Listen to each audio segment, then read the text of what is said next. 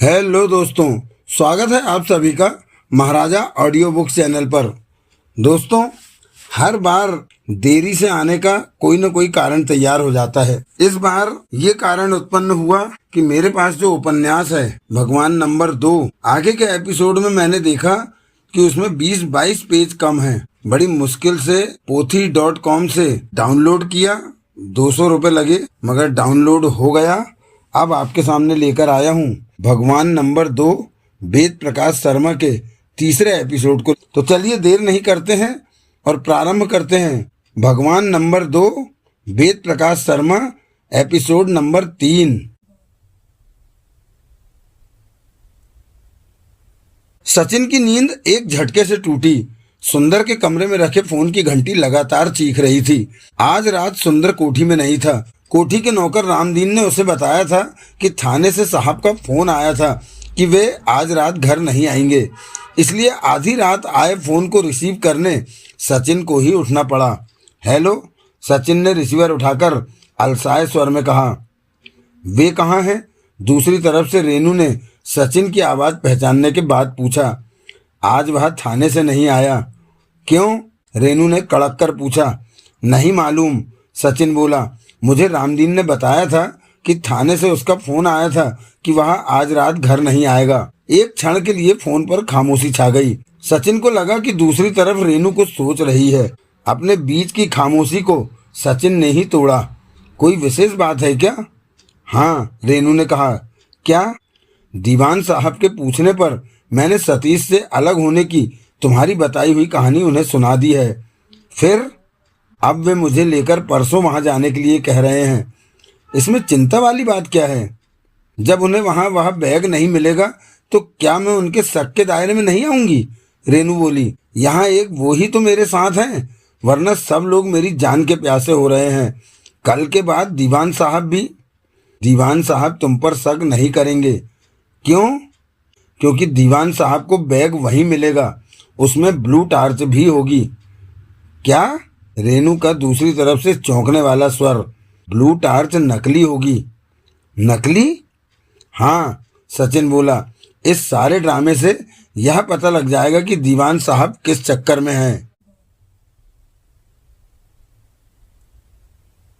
Sachin receiver रखकर पलटा ही था कि बुरी तरह चौंक पड़ा। दरवाजे पर एक लंबा चौड़ा आदमी खड़ा था, एकदम कुरूप और भयानक। अगर उसे एक बार कोई सामान्य अवस्था में भी देख ले तो डर जाए। उसके चेहरे का एक तरफ का हिस्सा ना के बराबर था और दूसरा हिस्सा पूरी तरह जला हुआ था। उस पर बड़ी बड़ी जलती हुई आंखें, भौहें एकदम सपाट। खोपड़ी पर बालों का एक रेशा तकना था। उसने हाफ टी शर्ट और जीन्स की पैंट पहन रखी थी। हाफ टी शर्ट में उसकी बाहों की ताकतवर मसल्स स्पष्ट नजर आ रही थी। भरी पूरी लंबी टांगें।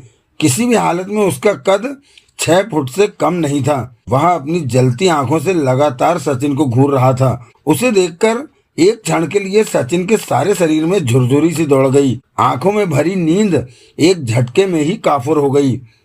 कौन हो तुम? सचिन सजग होता हुआ बोला। तेरी मौत, वह खूंखार अंदाज में गुर्राया। तुम्हें जरूर कोई गलतफहमी हुई है। सचिन अंदर से सतर्क परंतु प्रत्यक्ष में लापरवाही भरे अंदाज में मुस्कुराता हुआ बोला। मैंने यमराज को रिश्वत देकर अपनी मौत के समय को थोड़ा आगे खिसकवा दिया था। हम यमराज के भी बाप हैं। आप अपने रेट बता दीजिए सरकार। जो आप कहेंगे मैं देने को तैयार हूँ, लेकिन मैं अभी मरना नहीं चाहता। अभी तो मैंने पूरी तरह दुनिया भी नहीं देखी। आप देख भी नहीं सकेगा। नहीं नहीं, ऐसा जुल्म मत ढाना माई बाप। सचिन गिड़गिड़ाने का अभिनय करता हुआ हाथ जोड़कर बोला। परंतु इस बार भयानक व्यक्ति ने कुछ कहने के स्थान पर अपने भारी भरकम शरीर से काम लिया। उसने बेहद फुर्ती के साथ सचिन पर छलांग लगा दी। सचिन उससे बात अवश्य कर रहा था, लेकिन वह उसकी तरफ से पूरी तरह सतर्क था। उसके छलांग लगाते ही वह दाईं तरफ हट गया था, इसलिए वह रिक्त फर्श से टकराया। साथ ही सचिन की जोरदार लात उसके चेहरे पर पड़ी। बुरी तरह बिलबिला उठा। वह नाक से खून बहने लगा। देखने में पहले से अधिक भयानक और खूंखार नजर आने लगा वह। अबे तू तो छलांग लगाने के मामले में मेरा बुद्धू निकला यार। मैं तो तुझे सचमुच यमराज का बाप समझ रहा था। सचिन के इस वाक्य ने उसके गुस्से में ऐसा इजाफा किया जैसे जलती आग में घी डाल दिया गया हो।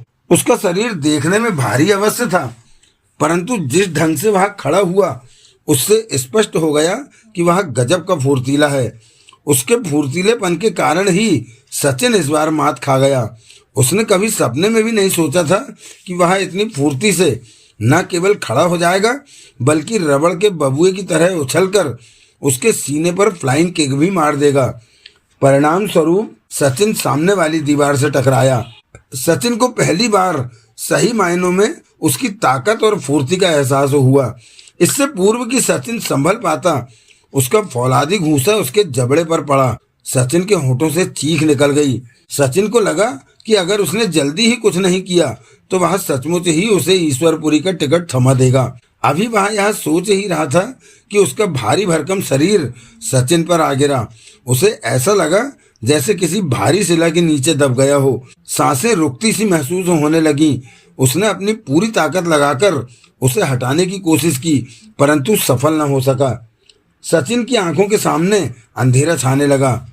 मुझे राका कहते हैं बेटे, वह उसके शरीर को पीसने वाले अंदाज में रोनता हुआ बोला। मैं अपनी जिंदगी में इतने खून कर चुका हूँ जिसकी गिनती मैंने 100 तक तो गिनी थी, परंतु उसके बाद गिनना छोड़ दिया था। मैं इस उद्देश्य से जिसका नाम लेकर घर से निकलता हूँ उसका नाम उसी क्षण यमराज अपनी लिस्ट से काट देता है। सचिन को अपनी मौत चंद कदमों के फासले पर खड़ी नजर आने लगी। राका के हाथों में उसकी गर्दन फंसी थी जिसे वह हर क्षण कसता जा रहा था। उसे ऐसे लग रहा था जैसे स्टील की कोई फौलादी रॉड उसकी गर्दन पर कसी हो। साथ ही राका ने अपनी शक्तिशाली टांगों से उसके शरीर को कैंची की शक्ल में अपनी गिरफ्त में ले रखा था। सचिन ने मौत को सामने देखकर उससे बचने का आखिरी प्रयत्न किया। उसने धीरे धीरे अपने एक हाथ को नीचे सरकाया और फिर उसकी दोनों जांघों के जोड़ों के बीच अपने हाथ को घूंसे की शक्ल में बनाकर केंद्रित किया और उसके बाद अपनी संपूर्ण ताकत लगाकर उसके शरीर के सबसे नाजुक हिस्से पर दे मारा। आए! उसके मुंह से राक्षसों वाली भयानक चीत्कार निकली। फर्श पर दोहरा होकर वह बुरी तरह पीड़ा से बिलखने लगा। सचिन का यह वार उसके लिए पूरी तरह से वरदान साबित हुआ। वह राका की गिरफ्त से बाहर आ चुका था, परंतु अब वह यह बात अच्छी तरह समझ गया था कि अगर राका को एक बार फिर मौका मिल गया तो वह उसे किसी भी हालत में जिंदा नहीं छोड़ेगा। इसलिए सचिन इस बार उसे कोई मौका नहीं देना चाहता था। परंतु राका भी गजब की हिम्मत और फुर्ती रखने वाला लड़ाका साबित हुआ। अपने शरीर के सर्वाधिक नाजुक हिस्से पर चोट लगने के बावजूद वह खूंखार अंदाज में सचिन के सामने खड़ा था, लेकिन सचिन अब उसे कोई मौका नहीं देना चाहता था। उसने कुंग फू वाले भयानक अंदाज में उछलकर उसके चेहरे पर जबरदस्त लात जमा दी। राका लहराकर दूर जा गिरा। उसके बाद सचिन लगातार उस पर एक खास किस्म के अंदाज में आक्रमण करता रहा।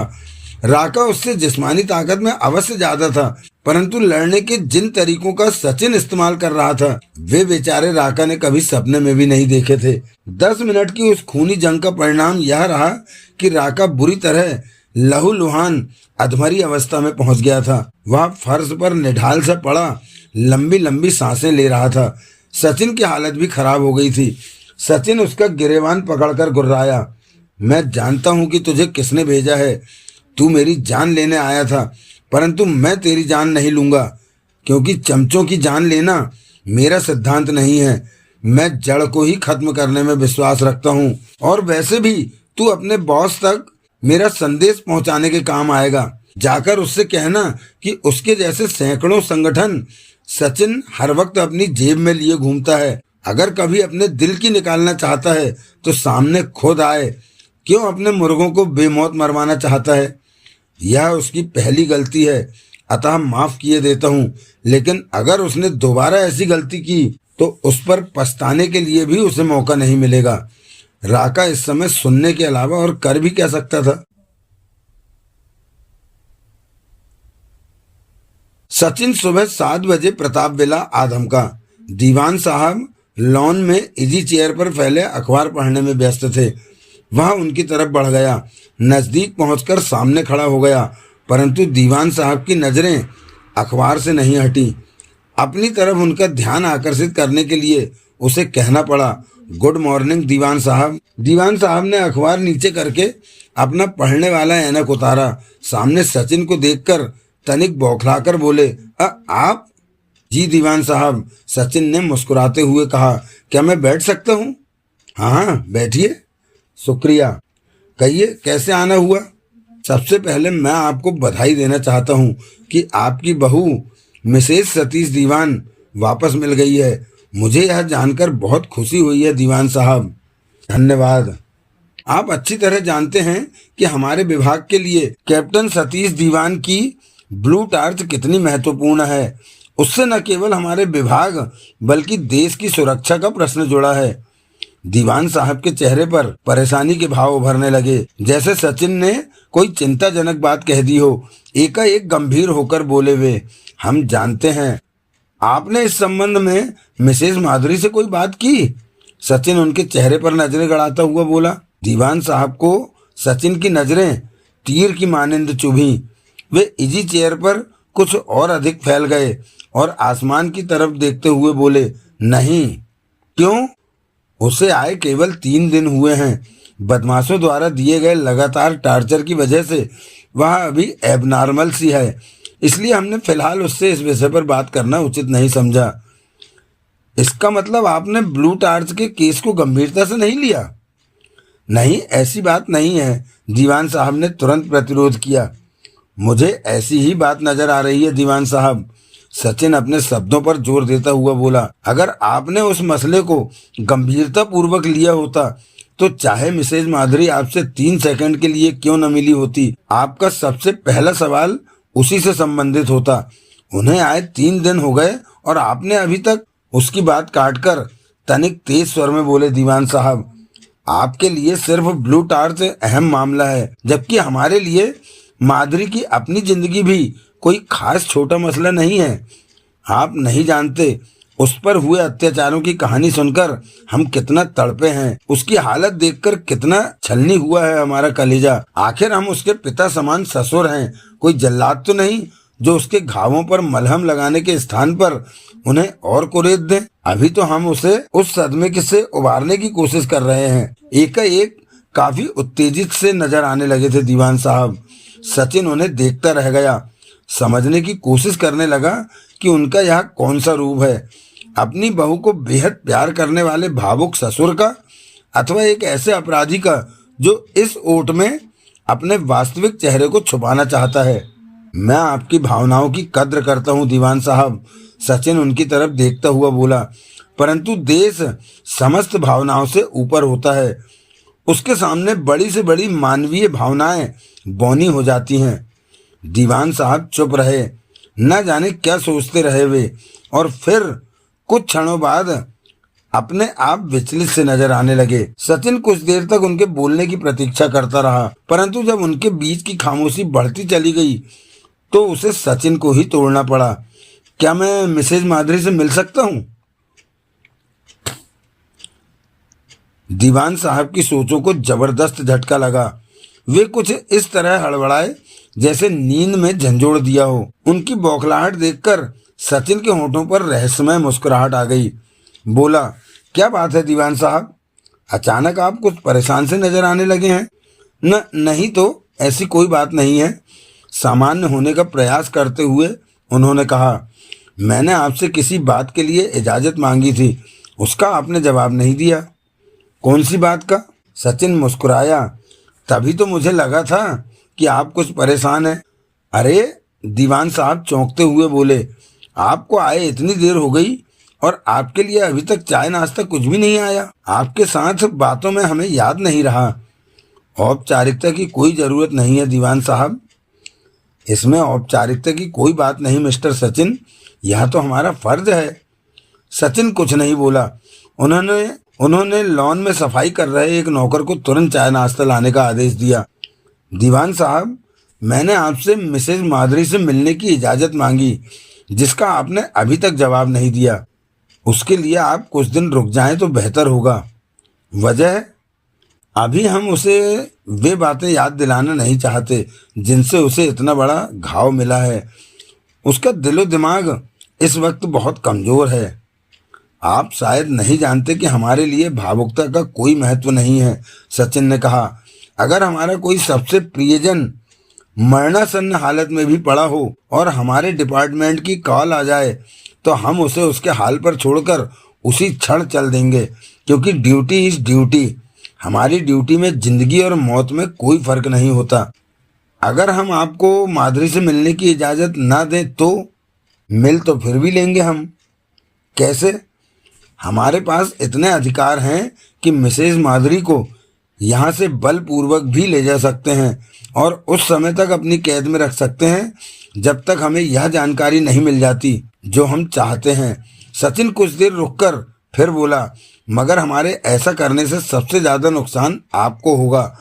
ऐसा करने पर आप हमारे शक के दायरे में आ जाएंगे। फिर हमें आपके साथ वह सलूक करना पड़ेगा जो मुजरिमों के और देश के दुश्मनों के साथ किया जाता है।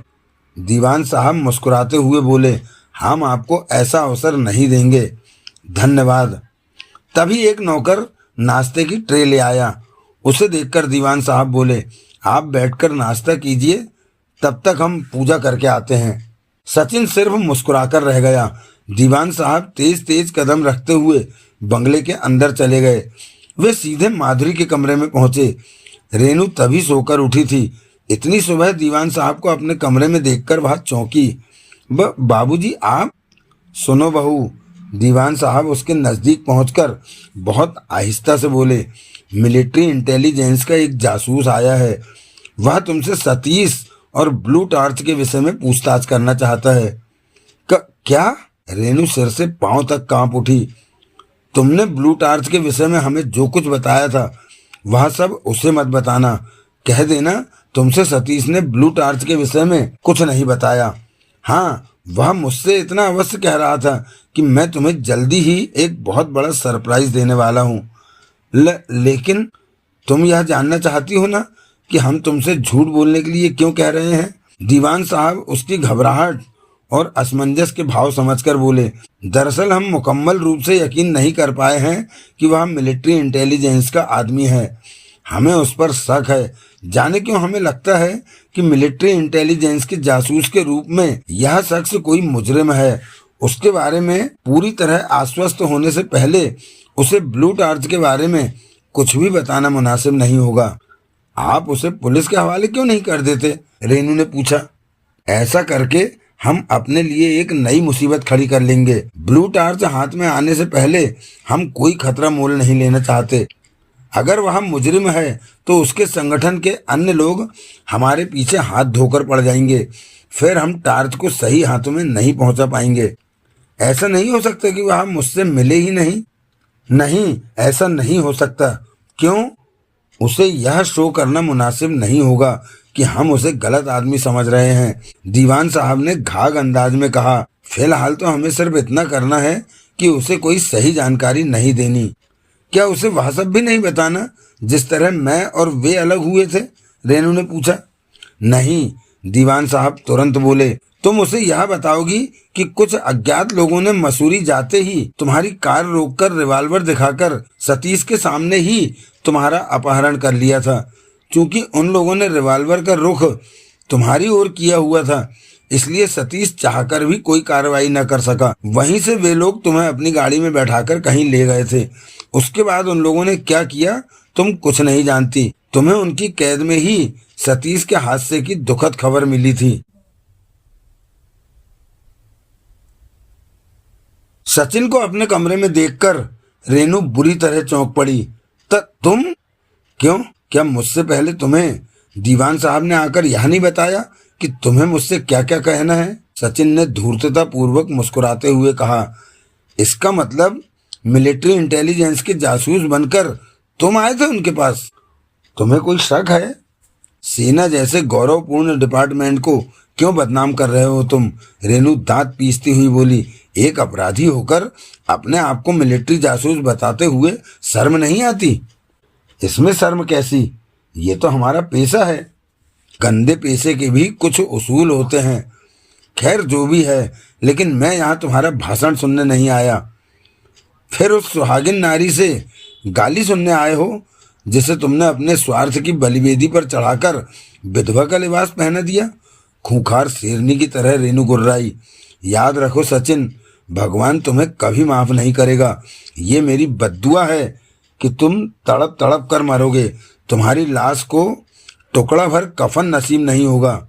रेनू, मत लो अपनी गंदी जुबान से मेरा नाम। इस नाम को लेने का अधिकार सिर्फ मेरे पति को है। यहाँ आने से पहले तुम्हारे और मेरे बीच एक समझौता हुआ था, यह कि तुम सिर्फ मुझे माधुरी कह सकते हो। चलो माधुरी ही सही, मगर यह बकवास बंद करके अब अपने काम की बात सुन लो, सचिन ने कहा। रेनू अपने आवेश को दबाती हुई बोली, बको, क्या बकना है? तुम फोन पर बता रही थी कि तुम्हारी जान खतरे में है। इससे तुम्हें क्या मतलब? रेनू पुनः भड़क उठी। तुम तो अपनी घिनौनी साजिश में हमें फंसा ही चुके हो। अब कोई मरे या जिए तुम्हें क्या लेने देना? अगर मैं यहाँ नहीं मरती तो तुम वहाँ उन्हें। कहती कहती रुक गई वहाँ। नहीं माधुरी, नहीं, मैं तुम्हें नहीं मरने दे सकता। अगर तुम मर गई तो मेरा सारा मिशन फेल हो जाएगा। मैं वो चीज़ खो दूंगा जिसकी कीमत भी नहीं चुका सकता मैं। अब यहाँ किस लिए आए थे? सचिन ने फुर्ती के साथ जेब से रिवॉल्वर निकाल ली। रेनू ने चौंक कर उसकी तरफ देखा। अजीब सी मुस्कुराहट आ गई सचिन के होठों पर। शायद तुम्हारे मिशन में मेरी ज़रूरत खत्म हो गई है। रिवॉल्वर की तरफ देखती हुई रेनू ने व्यंग्यपूर्वक कहा। नहीं, सचिन पूर्ववत मुस्कुराता हुआ बोला, तुम्हारी ज़रूरत तो अब शुरू हुई है। मैं समझी नहीं। लो, इसे अपने पास रख लो, 6 गोलियां भरी हुई हैं इसमें। कहते हुए सचिन ने रिवॉल्वर उसकी तरफ बढ़ा दी। क्यों? अपनी हिफाजत के लिए तुम्हें कभी भी इसकी ज़रूरत पड़ सकती है, सचिन बोला। और वैसे भी आज तुम्हें अकेले दीवान साहब के साथ उस पहाड़ी गांव जाना है। कहीं भी ज़रूरत पड़ सकती है इसकी। अचानक मेरी इतनी फिक्र कैसे हो गई तुम्हें? रेनू ने व्यंग कसा। तुमने थोड़ी देर पहले कहा था ना कि गंदे पैसे के भी कुछ उसूल होते हैं, सचिन धूर्तता भरे अंदाज में बोला। अगर मैं अपने मिशन में किसी से काम ले रहा हूं तो उसकी सुरक्षा का प्रबंध करना मेरा फर्ज है। इसके अलावा तुमने अपनी जिंदगी में और भी बहुत से फर्ज निभाए हैं, जिसमें अपने एक दोस्त के साथ दोस्ती का फर्ज निभाते हुए तो मैंने तुम्हें अपनी आंखों से देखा है।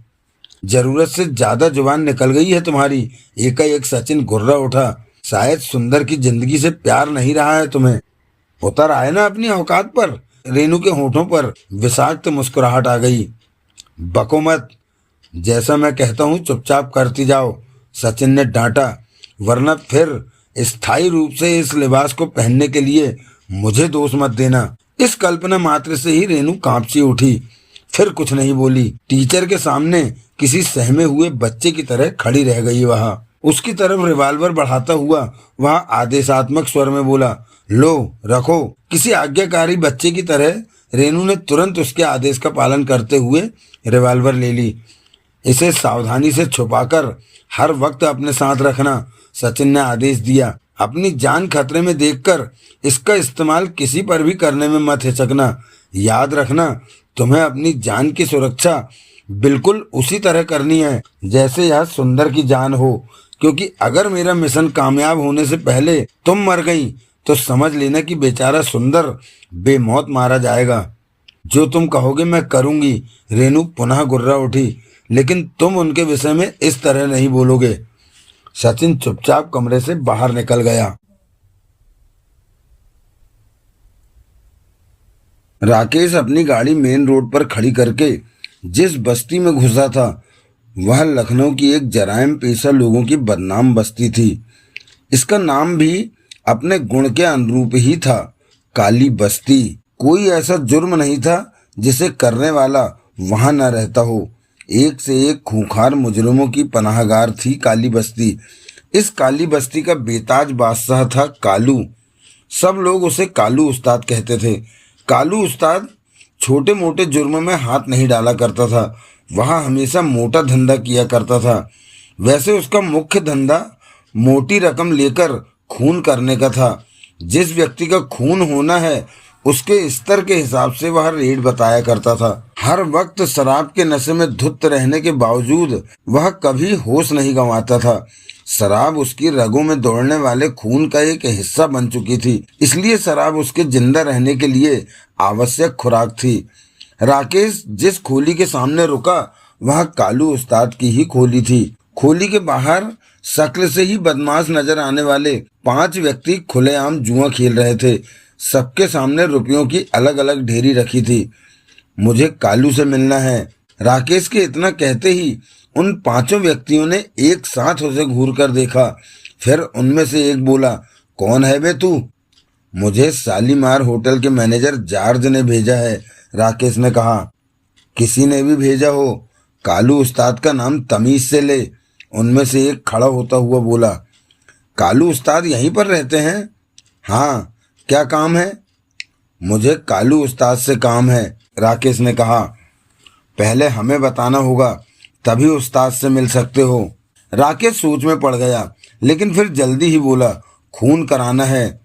हो जाएगा, उस बदमाश सरीखे व्यक्ति ने बड़े आराम से कहा। पहले उस्ताद से मिलने की फीस निकालो। कितनी? जैसे राकेश को इस नियम का पहले से ही पता हो। 5,000 रुपए। राकेश ने तुरंत अपने कोट की जेब में हाथ डालकर एक 50 की गड्डी निकालकर उसकी तरफ बढ़ा दी। वह व्यक्ति गड्डी लेकर तुरंत अंदर गया और थोड़ी देर बाद वापस आकर बोला, अंदर चले जाओ। राकेश का दिल किसी अज्ञात भय से अनायास ही जोर जोर से धड़कने लगा। वह सहमता हुआ सा अंदर पहुंच गया। सामने एक तख्त बिछा था, उस पर बेहद पतला दुबला व्यक्ति बैठा हुआ बड़ी तन्मयता से भुने हुए मुर्गे की टांग चूस रहा था। उसके हाथ और मुंह चिकनाई से सने हुए थे। बराबर में देसी शराब की बोतल रखी थी। उसका रंग कोयले को भी शर्मा देने वाला था। बाल इस तरह उलझे हुए थे जैसे बरसों से उनमें कंघी न की गई हो। उसके शरीर पर लाइनदार बनियान और लुंगी थी। आओ, वह राकेश को देखकर बोला। हड्डी का टुकड़ा उसने तख्त पर ही एक तरफ को लुढ़का दिया और बोतल उठाकर एक साथ कई सारी घूंट हलक में उतार ली। शराब के नशे में उसकी आंखें एकदम लाल सुर्ख हो रही थीं। राकेश तख्त के बराबर में बिछी एक टूटी फूटी गंदी सी कुर्सी पर बैठ गया। किसका खून करना है? अपनी चढ़ी हुई आंखों से राकेश की तरफ देखकर पूछा उसने। एक औरत का। कौन है वह औरत? प्रताप सिंह दीवान की विधवा बहू। जायदाद का चक्कर है? राकेश चकित रह गया। वह उसके मन की बात एकदम समझ गया था, जबकि कालू उस्ताद के लिए वह एकदम सामान्य बात थी। उसका पेशा यही था। हर व्यक्ति अपने पेशे का मास्टर होता है। उसे चुप देखकर कालू उस्ताद बोला, हमारे पास फालतू वक्त नहीं होता बाबू। जो पूछ रहे हैं उसका सही सही जवाब दो। दाई से पेट नहीं छुपाया जाता। इस बार राकेश फौरन बोला, हाँ, जायदाद का ही चक्कर है। तुम दीवान साहब के बेटे हो? हाँ। उनकी जायदाद पर अकेले कब्जा करना चाहते हो? हाँ। इसलिए अपनी भाभी का खून करवाना चाहते हो? कालू उस्ताद ने मुर्गे की गर्दन तोड़ते हुए कहा। राकेश ने स्वीकृति भरे अंदाज में गर्दन हिलाई। क्या कीमत होगी? 50,000 रुपए। 50,000 रुपए? राकेश चौंकता हुआ बोला, यह तो बहुत ज्यादा है। गोश्त खाने के बाद कालू उस्ताद ने हड्डी चूसते हुए उसकी तरफ तनिक गुस्से से देखा। राकेश सहम गया। बोतल उठाकर लंबी घूंट भरने के बाद कालू ने कहा, हमारे यहाँ सौदा नहीं होता। हमारे मुंह से निकली रकम फाइनल होती है, उसमें किसी रियायत की गुंजाइश नहीं होती। वैसे भी करोड़ों की जायदाद के लिए कोई बड़ी रकम नहीं है। उसका 1% हिस्सा भी नहीं बैठता। ये मंजूर हो तो हाँ बोलो, वरना जा सकते हो। मेरे मिलने और बात करने की फीस मुझे मिल चुकी है।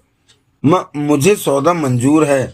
उसका कठोर रुख देखकर राकेश जल्दी से बोला, ठीक है, 25,000 काम से पहले और 25,000 काम के बाद। राकेश ने जेब से 25,000 निकालकर उसकी तरफ बढ़ा दिए। लो, गिन लो। हमें गिनने की कभी जरूरत नहीं पड़ती। कालू उस्ताद इतनी देर में पहली बार मुस्कुराया। उसके पीले और गंदे दांत नजर आए। बोला, हमारे पेशे में विश्वास और ईमानदारी दो बड़े उसूल होते हैं। यह बात गुप्त रहनी चाहिए, कहने की जरूरत नहीं है। इस कत्ल में तुम्हारा नाम दूर तक नहीं होगा। और कुछ? राकेश ने पूछा। उसका फोटो लाए हो? हाँ। राकेश कोट की ऊपर वाली जेब से माधुरी का फोटो निकालकर उसकी तरफ बढ़ाता हुआ बोला, ये लो। कालू उस्ताद ने फोटो लेकर अपने बराबर में रख लिया। कहा, कहीं आने जाने का कोई विशेष टाइम? नहीं, ये बाहर बहुत कम निकलती है। अगर बाहर का कोई विशेष प्रोग्राम हुआ तो मैं तुम्हें खबर कर दूंगा। यह काम बंगले से बाहर ही होना चाहिए। उसकी तुम फिक्र मत करो। कालू उस्ताद बोतल की आखिरी घूंट खत्म करता हुआ चीखा, अबे ओ सानू। तभी बाहर से वह व्यक्ति भागता हुआ आया जिसने राकेश से बात की थी। कांपता हुआ सा बोला, जी उस्ताद। उस्ताद के बच्चे, मेरी खुराक खत्म हो गई है, भाग कर ला। रिवाल्वर से निकली गोली की सी हालत हो गई सानू की। क्या बात है गफ्फार भाई, आज हमारी भाभी ने आपको फिर सुबह सुबह घर से निकाल दिया? शारदा देवी ने पूछा। ऐसा ही समझ लीजिए। आज क्या बहाना तलाश किया उन्होंने? आज का बहाना बहुत जबरदस्त है। क्या? आज हमारी बेगम साहिबा आप सबको दावत दे रही हैं। उनकी कोई लॉटरी निकल आई है? आज तो नहीं, परंतु आज के ही दिन 22 साल पहले जरूर निकली थी। उस लॉटरी की पुरानी याद को ताजा करने के लिए ही आज उन्होंने दावत का इंतजाम किया है। गफ्फार रहस्यमय अंदाज में मुस्कुराता हुआ बोला। क्या मतलब? शारदा देवी चकराई। मतलब यह भाभी जान कि हमारी और बेगम साहिबा की शादी की आज 22वीं सालगिरह है। ओह! शारदा देवी बहुत जोर से हंसी। गफ्फार खां ने भी उनका साथ दिया। फिर बोला, आप सबको जरूर चलना पड़ेगा, वरना आज इस गुलाम की खैर नहीं। दीवान साहब कहाँ गए हैं? शायद ऑफिस से फोन आया था, क्योंकि सुनने के बाद तेजी से गाड़ी लेकर निकल गए। बस आते ही होंगे। राकेश कहाँ है? वह भी आज सुबह से अपनी गाड़ी लेकर गायब है, शारदा देवी ने बताया। गफ्फार खां कुछ सोचते हुए बोले, राकेश का तो कुछ पता नहीं, सुबह निकलने के बाद वापस कब आए, लेकिन आप दोनों और माधुरी बेटी को तो जरूर चलना पड़ेगा। हमने कब इनकार किया है, परंतु माधुरी को तैयार करना आपका काम है, शारदा देवी बोली, क्योंकि वह हमारे बहुत कहने पर भी बाहर नहीं जाती। जब से आई है बंगले से बाहर नहीं निकली, बल्कि अपने कमरे से भी बिल्कुल मजबूरी में ही बाहर निकलती है। गफ्फार खान निहायत गमगीन स्वर में बोला, इतनी छोटी सी उम्र में सदमा भी तो बहुत बड़ा सहा है बेचारी ने। वह उसे सह भी इसलिए गई भाभी जान, क्योंकि उसे आपका और दीवान साहब का भरपूर प्यार मिल गया। आपके प्यार ने उसे एक नई जिंदगी दी है। सब उस भगवान की कृपा का फल है गफ्फार भाई। आप दोनों सचमुच बहुत महान है भाभी जान। अचानक शारदा देवी घड़ी देखती हुई बोली, गफ्फार भाई, आप थोड़ी देर के लिए मुझे माफ करेंगे? क्यों, कहाँ जाना है आपको? गफ्फार ने चौंकते हुए पूछा। मुझे मंदिर जाना है। तब तक आप अपनी बेटी से बात कीजिए, मैं बंसी से वहीं नाश्ता भिजवा देती हूँ। हाँ, आप मंदिर जाइए। इतनी देर में हम अपनी बेटी को बेगम साहिबा का हिटलरी हुक्म सुनाकर वहां जाने के लिए तैयार करते हैं। गफ्फार की बाँछें खिल गईं। वह माधुरी से बात करने ही तो आया था, और इसके लिए इससे खूबसूरत अवसर और क्या हो सकता था कि जब घर का कोई सदस्य मौजूद ना हो। आज वह माधुरी से इत्मीनान के साथ बात करने के मूड में था। गफ्फार की चाल में गजब की तेजी थी। वह हॉल में से सीढ़ियां चढ़ता हुआ जिस वक्त माधुरी के कमरे में पहुंचा तो उसका दरवाजा खुला था। वह बिना दस्तक दिए अधिकार पूर्वक अंदर घुस गया। रेनू कपड़ों की अलमारी में कुछ रख रही थी। एकाएक उसकी नजर अपनी तरफ एकटक घूर रहे गफ्फार पर पड़ी। उसे अपने कमरे में देखकर रेनू बुरी तरह चौंकी। अजीब सी बौखलाहट हावी हो गई उस पर। चचा जान आप? स्वर कांप गया। गफ्फार धूर्त अंदाज में मुस्कुराया। तुम कांप क्यों रही हो? नहीं तो। छोड़ो इन बेकार की बातों को। उस दिन हमारी बात अधूरी रह गई थी। अब बताओ, ब्लू टार्च कहाँ है? मुझे नहीं मालूम। तुम अगर यह समझ रही हो कि तुम्हारे इस तरह मना करने से मैं तुम्हारा पीछा छोड़ दूंगा तो यह तुम्हारी भूल के अलावा और कुछ नहीं है। मैं तुम्हारा पीछा जहन्नुम तक नहीं छोड़ूंगा। यह मेरी जिंदगी का सबसे बड़ा दांव है, इसे मैं किसी कीमत पर नहीं हार सकता। आप अच्छी तरह कंफर्म हैं कि ब्लू टार्च मेरे पास है? रेनू ने अजीब सा सवाल किया। गफ्फार एकदम भड़क उठा। ये क्या बकवास कर रही हो तुम? ये बकवास नहीं चाचा जान, एक सच्चाई है। रेनू ने एकदम सीरियस होकर कहा। कैसी सच्चाई? मैं समझा नहीं। आप कह रहे हैं कि मेरे पास ब्लू टार्च है, जबकि मैं नहीं जानती कि मेरे पास ऐसी कोई चीज है। इस पहेली का मतलब? गफ्फार ने आंखें तरेर कर कहा। मतलब यह कि आप कहते हैं तो मैं मान लेती हूँ कि कभी ब्लू टार्च मैंने हासिल की होगी।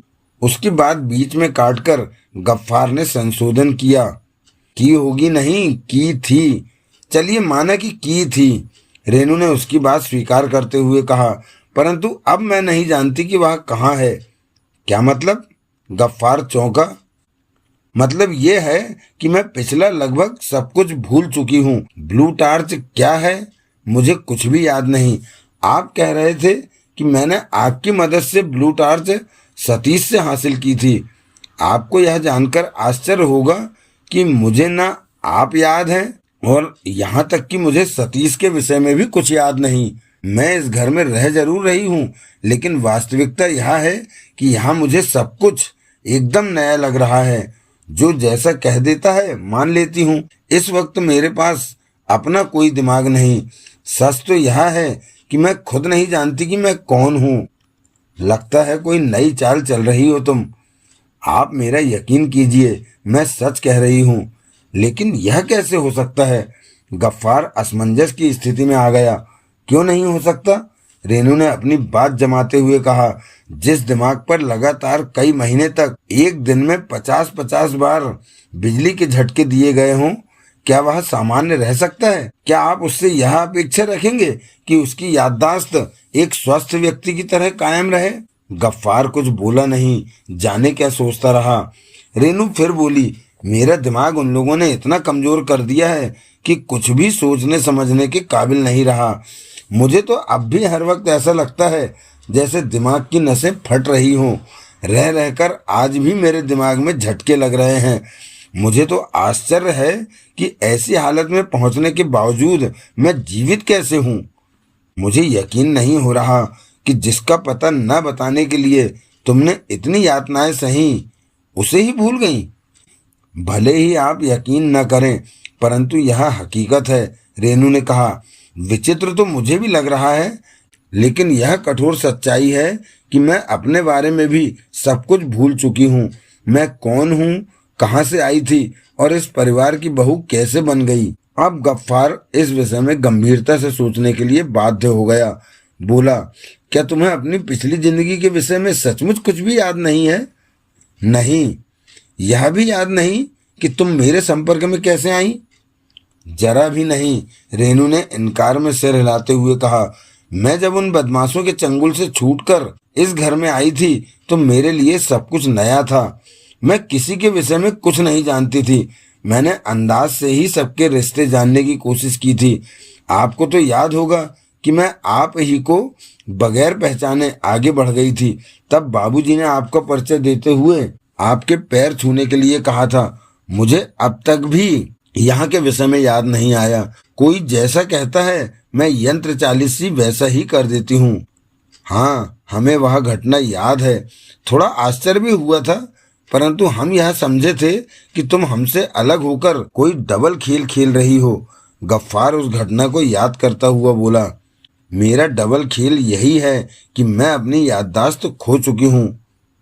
फिर तो तुम्हें यह भी याद नहीं होगा कि कभी तुम स्मैक की इतनी दीवानी थी कि उसके ना मिलने पर पागल सी हो जाती थी। उसके लिए तुमने अपने तन का व्यापार शुरू कर दिया था। क्या?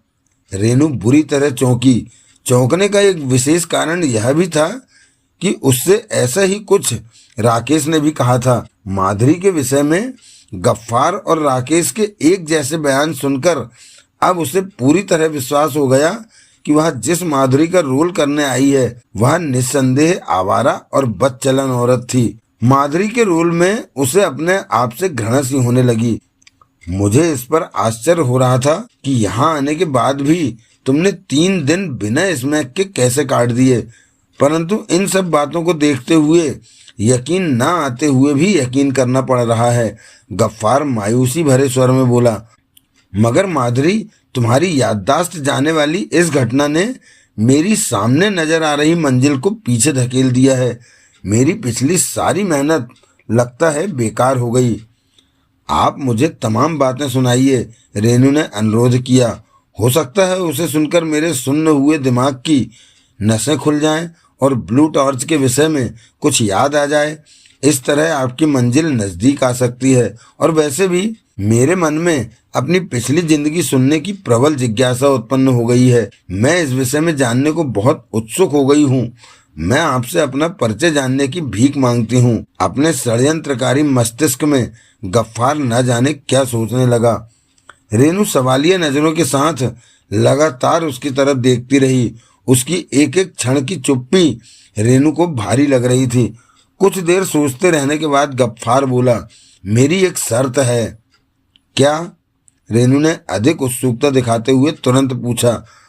ब्लू टार्च याद आने के बाद अपने पिछले वादे के अनुसार उसे तुम सिर्फ मुझे सौंपोगी। मैं वादा करती हूँ, रेनू ने बगैर एक क्षण विचारे कहा। मैं तुम्हें यकीन दिलाता हूँ कि दीवान साहब की करोड़ों की जायदाद की आधी मालकिन बनने में मैं तुम्हारे रास्ते में रुकावट नहीं डालूंगा। तुम चैन से जिंदगी भर यहाँ ऐश कर सकती हो। रेनू ने सिर हिलाकर पुनः स्वीकृति दी। अब गफ्फार उसे किसी कहानी का स्क्रीन प्ले सुना रहा था। पंखे ले लो, पंखे। ए लड़की, क्या है? तुझे हमारे साहब बुला रहे हैं। किधर? उधर ऑफिस में।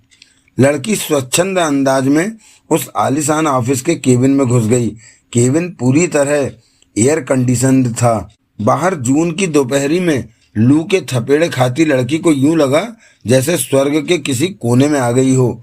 अरे बाबू साहब, यहाँ तो बड़ी ठंडक है, वह प्रफुल्लित होकर चंचल स्वर में बोली। विशाल मेज के पीछे भव्य कुर्सी पर बैठा वह अधेड़ व्यक्ति मुस्कुराया। अपनी काले सफेद बालों वाली खिचड़ी दाढ़ी पर हाथ फेरता हुआ बोला, मजा आया? हाँ बाबू साहब, बहुत मजा आया। वह अपनी बड़ी बड़ी आंखों से इधर उधर देखती हुई बोली, मगर यहाँ तो कोई बिजली का पंखा भी नहीं चल रहा। हमारे पीछे एयर कंडीशन चल रहा है। फिर आपको मेरे इन हाथ के पंखों की जरूरत नहीं, उसने मायूसी भरे स्वर में पूछा। जब बिजली चली जाती है तब तुम्हारे पंखों की सख्त जरूरत पड़ती है, दाढ़ी वाला अधेड़ व्यक्ति बोला। तुम्हारे पंखों को खरीदने के लिए ही हमने तुम्हें बुलाया है। बैठ जाओ। लड़की की आंखों में हर्ष के भाव आ गए। वह सकचाती सी कुर्सी पर बैठ गई। तुम्हारे पंखे कितने कितने पैसे के हैं? 1 रुपए का एक है बाबू साहब। कितने हैं? अपने भोले अंदाज में पंखों को गिनने के बाद वह बोली, 19 हैं बाबू साहब। सब दे दो हमें। लड़की ने हैरत से उसकी तरफ देखा। लेकिन आप? उसकी बात पूरी होने से पहले ही वह बोला, हमारा ऑफिस बहुत बड़ा है, सैकड़ों लोग काम करते हैं, सबके लिए अलग अलग चाहिए ना, ये भी कम पड़ेंगे। आप जितने कहेंगे उतने मिल जाएंगे बाबू साहब। अच्छा, उसने आश्चर्य से प्रकट करते हुए कहा, तुम इन्हें घर में बनाती हो? लड़की की आंखों में दुख के भाव नजर आने लगे। घर ही समझ लीजिए। ऐसी क्या बात है? मेरा कोई घर नहीं है बाबू साहब, मैं अनाथ हूँ, अनाथालय में रहती हूँ। मैं क्या, मुझ जैसी और भी बहुत सी लड़कियाँ हैं, लड़की ने दुख भरे स्वर में कहा। बचपन वहीं गुजार कर बड़ी हुई हैं, छोटे मोटे हाथ के काम करके अनाथालय का कर्ज उतारने की कोशिश करते हैं हम। कोई नौकरी क्यों नहीं करती? इसके लिए अनाथालय वाले इजाज़त नहीं देते। तो अनाथालय छोड़ क्यों नहीं देती? फिर हम रहेंगे कहाँ बाबू साहब?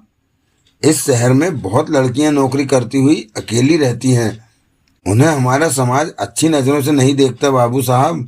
लड़की ने अपने विचार प्रकट किए। हर व्यक्ति उन्हें खाने को दौड़ता है। लड़की के लिए बिना आश्रय अकेले रहना खतरे से खाली नहीं है। जैसे भी है, लेकिन अनाथालय हमारा आश्रयदाता तो है ही। खैर, इस विषय पर फिर बातें करेंगे, व्यक्ति ने कहा। कल तुम्हारे पास जितने भी ज़्यादा से ज़्यादा पंखे हों ले आना, हम सब खरीद लेंगे। मैं ले आऊंगी साहब, लड़की खुश होती हुई बोली। जेब से एक 100 का नोट निकालकर वह व्यक्ति उसकी तरफ बढ़ाता हुआ बोला, लो यह रख लो। टूटे हुए दे दीजिए बाबू साहब, मेरे पास 100 के छुट्टे नहीं हैं। कोई बात नहीं, सब रख लो, कल हिसाब हो जाएगा। नहीं बाबू साहब, लड़की ने तुरंत प्रतिरोध किया, आप छुट्टे 19 रुपये दे दीजिए, कल का हिसाब कल होगा। उसके भोलेपन पर अधेड़ व्यक्ति मुस्कुराया, हमारे ऑर्डर के एडवांस रख लो। मैं एडवांस नहीं लूंगी। अगर किसी वजह से मैं कल नहीं आ सकी तो आप मुझे बेईमान समझेंगे। हम कुछ नहीं समझेंगे। मुझे तो पाप चढ़ेगा। पाप तो तब चढ़ेगा जब तुम एडवांस लेकर हमारे ऑर्डर के पंखे नहीं लाओगी। ना बाबू साहब ना, लड़की ने स्पष्ट स्वर में कहा, मैं तो अपने पंखों के सिर्फ 19 रुपये ही लूंगी। उसकी जिद देखकर अधेड़ व्यक्ति ने पुनः जेब में हाथ डालकर 20 का नोट निकालकर उसकी तरफ बढ़ा दिया। छुट्टे ही लो। 20 का नोट लेकर लड़की ने अपने हाथ की दूसरी मुट्ठी में पसीने से भीगा 1 रुपये का सिक्का उसे वापस लौटा दिया। व्यक्ति ने ना चाहते हुए भी सिक्का ले लिया।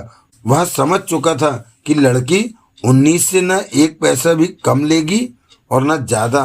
पंखे मेज पर छोड़कर लड़की कुर्सी से खड़ी हो गई। फिर अचानक उसे कुछ ध्यान आया। जाते जाते पलटकर बोली, बाबू साहब, अगर मैं आपका यह ऑफिस भूल गई तो किसी से आपके इस ऑफिस का क्या नाम लेकर मालूम करूं?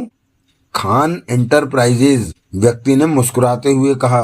पूरे शहर में कहीं भी पूछोगी तो पता लग जाएगा। लड़की वापस चल दी। सुनो, व्यक्ति ने पुकारा। लड़की ठिठक कर रुक गई, मुड़कर सवालिया नजरों से उसकी तरफ देखने लगी। तुम्हारा नाम क्या है?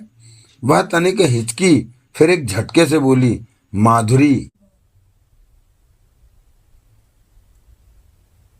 अगले दिन माधुरी 50 पंखे लेकर खान एंटरप्राइजेस के ऑफिस में आ गई। अधेड़ व्यक्ति ने उसे देखते ही मुस्कुराकर कहा, आओ माधुरी, बैठो। माधुरी सकचाती सी कुर्सी पर बैठ गई। वह सौंदर्य की उस जीती जागती तस्वीर को निहारने लगा, जिसे सुंदरता के लिहाज से कुदरत का जीता जागता करिश्मा कहा जा सकता।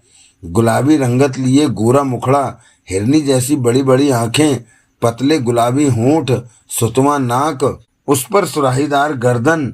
न केवल चेहरा बल्कि उसके शरीर की फिगर में गजब का आकर्षण था। बाबू साहब, हाँ हाँ, वह जैसे नींद से जागा। कितने पंखे लाई हो? 50 बाबू साहब। ये भी कम पड़ेंगे। माधुरी ने आश्चर्य से पूछा, आपको कुल कितने पंखे और चाहिए? चाहे जितने ले आओ, यहाँ तो सब काम आ जाएंगे, व्यक्ति ने मुस्कुराते हुए कहा। फिर भी कोई संख्या तो आपको बतानी ही पड़ेगी। 1000, 2000? इतने पंखे तो मैं आपको एक साथ नहीं दे पाऊंगी, माधुरी ने स्पष्ट किया। मैं ज्यादा से ज्यादा एक दिन में 25 पंखे तैयार कर सकती हूँ। कोई बात नहीं, जितने आराम से तैयार कर सको उतने रोज पहुंचा दिया करो और हाथों हाथ पैसे ले जाया करो। कभी मटेरियल के लिए एडवांस की जरूरत पड़े तो चाहे जितने बेहिचक ले जाना। धन्यवाद बाबू साहब, कृतज्ञता भरे स्वर में माधुरी ने कहा। बहुत गर्मी हो रही है और तुम वैसे भी इतनी दूर पैदल धूप में चलकर आई हो, कुछ ठंडा पियोगी? नहीं बाबू साहब, बहुत बहुत धन्यवाद। इसमें धन्यवाद की क्या बात है? जब हम किसी के पास जाते हैं तो लोग हमें भी मौसम के अनुसार कुछ ठंडा गर्म पिलवाते हैं। तुम हमारे पास आई हो और वह भी हमारे काम से। हम अपने बिजनेस में हर आने वाले व्यापारी को कुछ न कुछ अवश्य पिलाते हैं।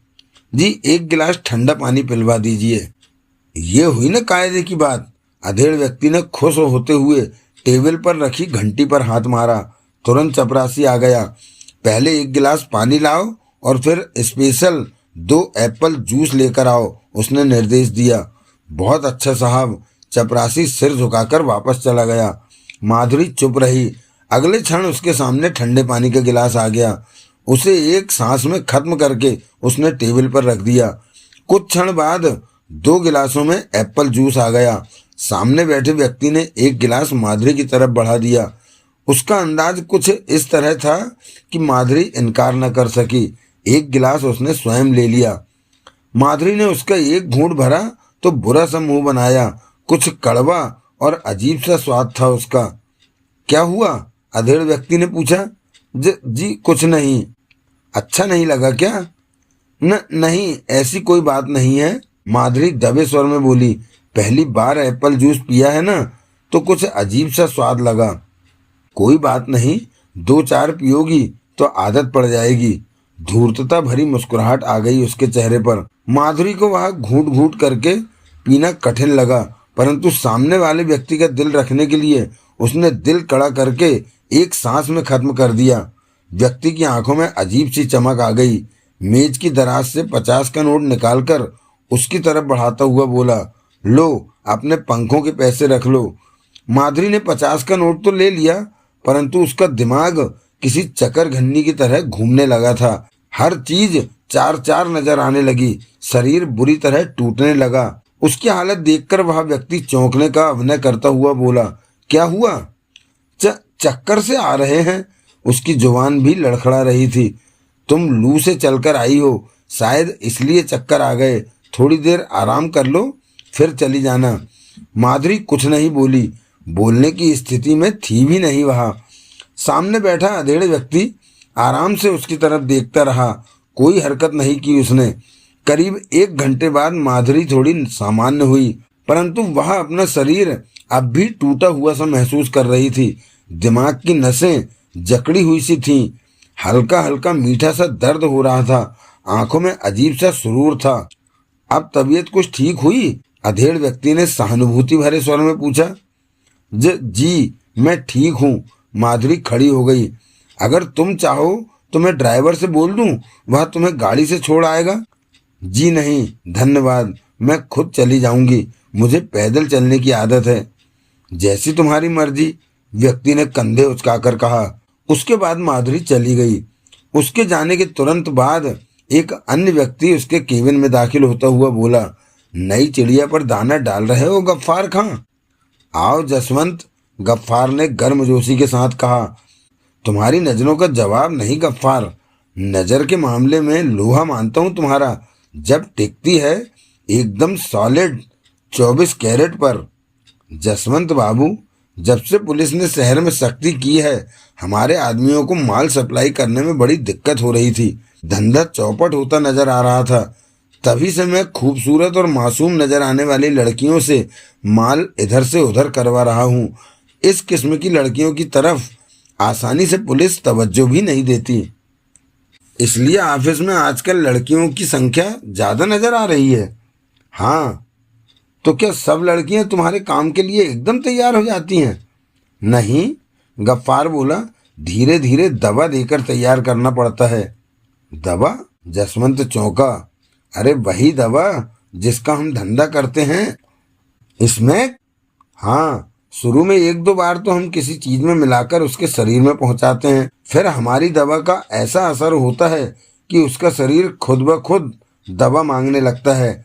अगर उसे उस वक्त दवा नहीं मिले तो पागल सी हो जाती है। उसके बिना बुरी तरह तड़पने लगती है। ऐसी दशा में स्मैक न मिलने पर मौत भी हो सकती है। बस इसी बात का हम फायदा उठाते हैं। पहले हम किसी भी नई चिड़िया को उसका गुलाम बनाते हैं, फिर स्मैक उसे हमारा गुलाम बना देती है।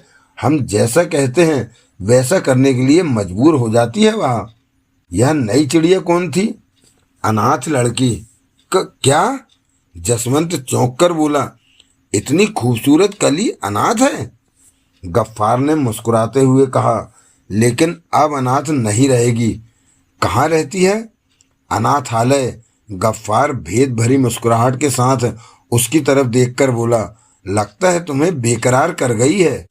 लगता है तुम्हें बेकरार कर गई है वह। हाँ गफ्फार, उसने मुझे पागल कर दिया है। जसवंत व्याकुल सा होकर बोला, फिक्र मत करो, वह जल्दी ही ऐसी दुनिया में दाखिल होने जा रही है जहां तुम उसे आसानी से हासिल कर सकोगे। आज दाना डाल दिया उसके सामने? जसवंत ने उत्सुकता से पूछा। अरे नहीं, गफ्फार धूर्तता पूर्वक हंसता हुआ बोला, हमने तो उसे एप्पल जूस पिलाया था। जसवंत ठहाका लगाकर हंस पड़ा। गफ्फार के निरंतर प्रयास और स्मैक के स्वाभाविक गुण ने अपना प्रभाव दिखाया। सिर्फ 5 दिन बाद वह स्थिति आ गई जो गफ्फार चाहता था। स्मैक माधुरी के शरीर की आवश्यकता बन गई। उसे लगने लगा कि सांस लेने के लिए उसे ऑक्सीजन की नहीं, स्मैक की जरूरत है। स्मैक में उसे अपने प्राण नजर आने लगे। गफ्फार की योजना के तहत एक दिन उसे स्मैक नहीं मिली। पागल सी हो गई वह, सूखे रेत पर पड़ी मछली की मानिंद तड़पने लगी। गफ्फार के ऑफिस में वह उसके पैरों में गिर पड़ी। किसी भिखारी की तरह गिड़गिड़ा रही थी वह। मुझे स्मैक दे दो बाबू साहब। तुम्हें अब और स्मैक नहीं मिलेगी। ऐसा जुल्म मत करो बाबू साहब, तुमसे कह दिया ना कि नहीं मिलेगी, गफ्फार ने सख्ती से कहा। माधुरी रो पड़ी। मैं मर जाऊंगी, मेरा सारा शरीर टूट रहा है। तो हम क्या करें? सिर्फ थोड़ी सी दे दीजिए, मुफ्त में नहीं आती जो हम यूं ही बांटते फिरें, समझी तुम? मेरा सब कुछ ले लो बाबू साहब, बस आज और थोड़ी स्मैक दे दो। माधुरी उसके जाल में पूरी तरह फंस चुकी थी। गफ्फार की आंखों में एक अजीब सी चमक आ गई। वह उसे इसी स्थिति में लाना चाहता था। बोला, मिल जाएगी, लेकिन उसके बदले तुम्हें हमारा एक काम करना होगा। मैं आपका कोई भी काम करने को तैयार हूँ, बस मुझे स्मैक चाहिए। टेबल पर रखा वह बैग तुम्हें न्यू कॉलोनी की कोठी नंबर 15 पर पहुंचाना है। पहुंचा दूंगी, उसने उतावलेपन में कहा। इसके बदले में तुम्हें वहां से जो पैसा मिलेगा उसे सावधानी पूर्वक हमारे पास लाना है। जो भी आप कहेंगे मैं करूंगी, लेकिन मेरी चीज। गफ्फार ने जेब से एक पुड़िया निकालकर फर्श पर उछाल दी। वह उस पर ऐसे झपटी जैसे कोई बहुत दिनों का भूखा रोटी पर झपटता है। उसकी हालत देखकर गफ्फार के होठों पर षड्यंत्रकारी सफलतामयी मुस्कुराहट कत्थक करने लगी। तू जिस रास्ते पर बढ़ रही है माधुरी, वह सिर्फ और सिर्फ बर्बादी की तरफ जाता है। उस पर चलकर तू बर्बाद हो जाएगी, तबाह कर लेगी अपने आप को। हम आबाद ही कब थे मंजू? इंसान को जीने के लिए पेट भर रोटी, तन ढकने को कपड़ा और सोने के लिए छत चाहिए। ये तीनों चीजें हमें मिल रही थी, और आबाद किसे कहती है तू? भीख की रोटियां, लोगों के उतरे हुए कपड़े और पराई छत, इसे जीना कहती है तू? माधुरी आवेश में बोली। ये जीना तो मौत से भी बदतर है, इससे तो मौत लाख गुना बेहतर है। ऐसा जीना तो जीता जागता नरक है मंजू, नरक। मंजू ने पलटकर कहा, यह तू नहीं, स्मैक बोल रही है। आज तू उसे नरक बता रही है जहां बचपन से आज तक तुझे आश्रय मिला। लावारिस होते हुए भी तेरी परवरिश हुई, वरना माधुरी नाम का नन्हा अस्तित्व सड़क पर ही दम तोड़ चुका होता। और आज तू उसका उपकार मानने के बदले उसे गाली दे रही है। हाँ, दे रही हूँ, और खूब दूंगी। माधुरी पूरी तरह उत्तेजित नजर आ रही थी। क्यों नहीं इस आश्रम के लोगों ने उसी वक्त मेरे नन्हे अस्तित्व का गला घोंट दिया? क्या इन लोगों ने मेरी परवरिश इसी जिल्लत भरी जिंदगी के लिए की थी? अनाथालय में पलना कौन सी जिल्लत की बात है? अरे, इस दुनिया में कौन नहीं जानता कि हम पाप की औलाद हैं। हमारा जन्म ही अवैध रूप से हुआ है, फिर थोड़े बहुत अवैध काम करके ऐसो आराम से जी लेंगे तो कौन से पहाड़ टूट पड़ेंगे?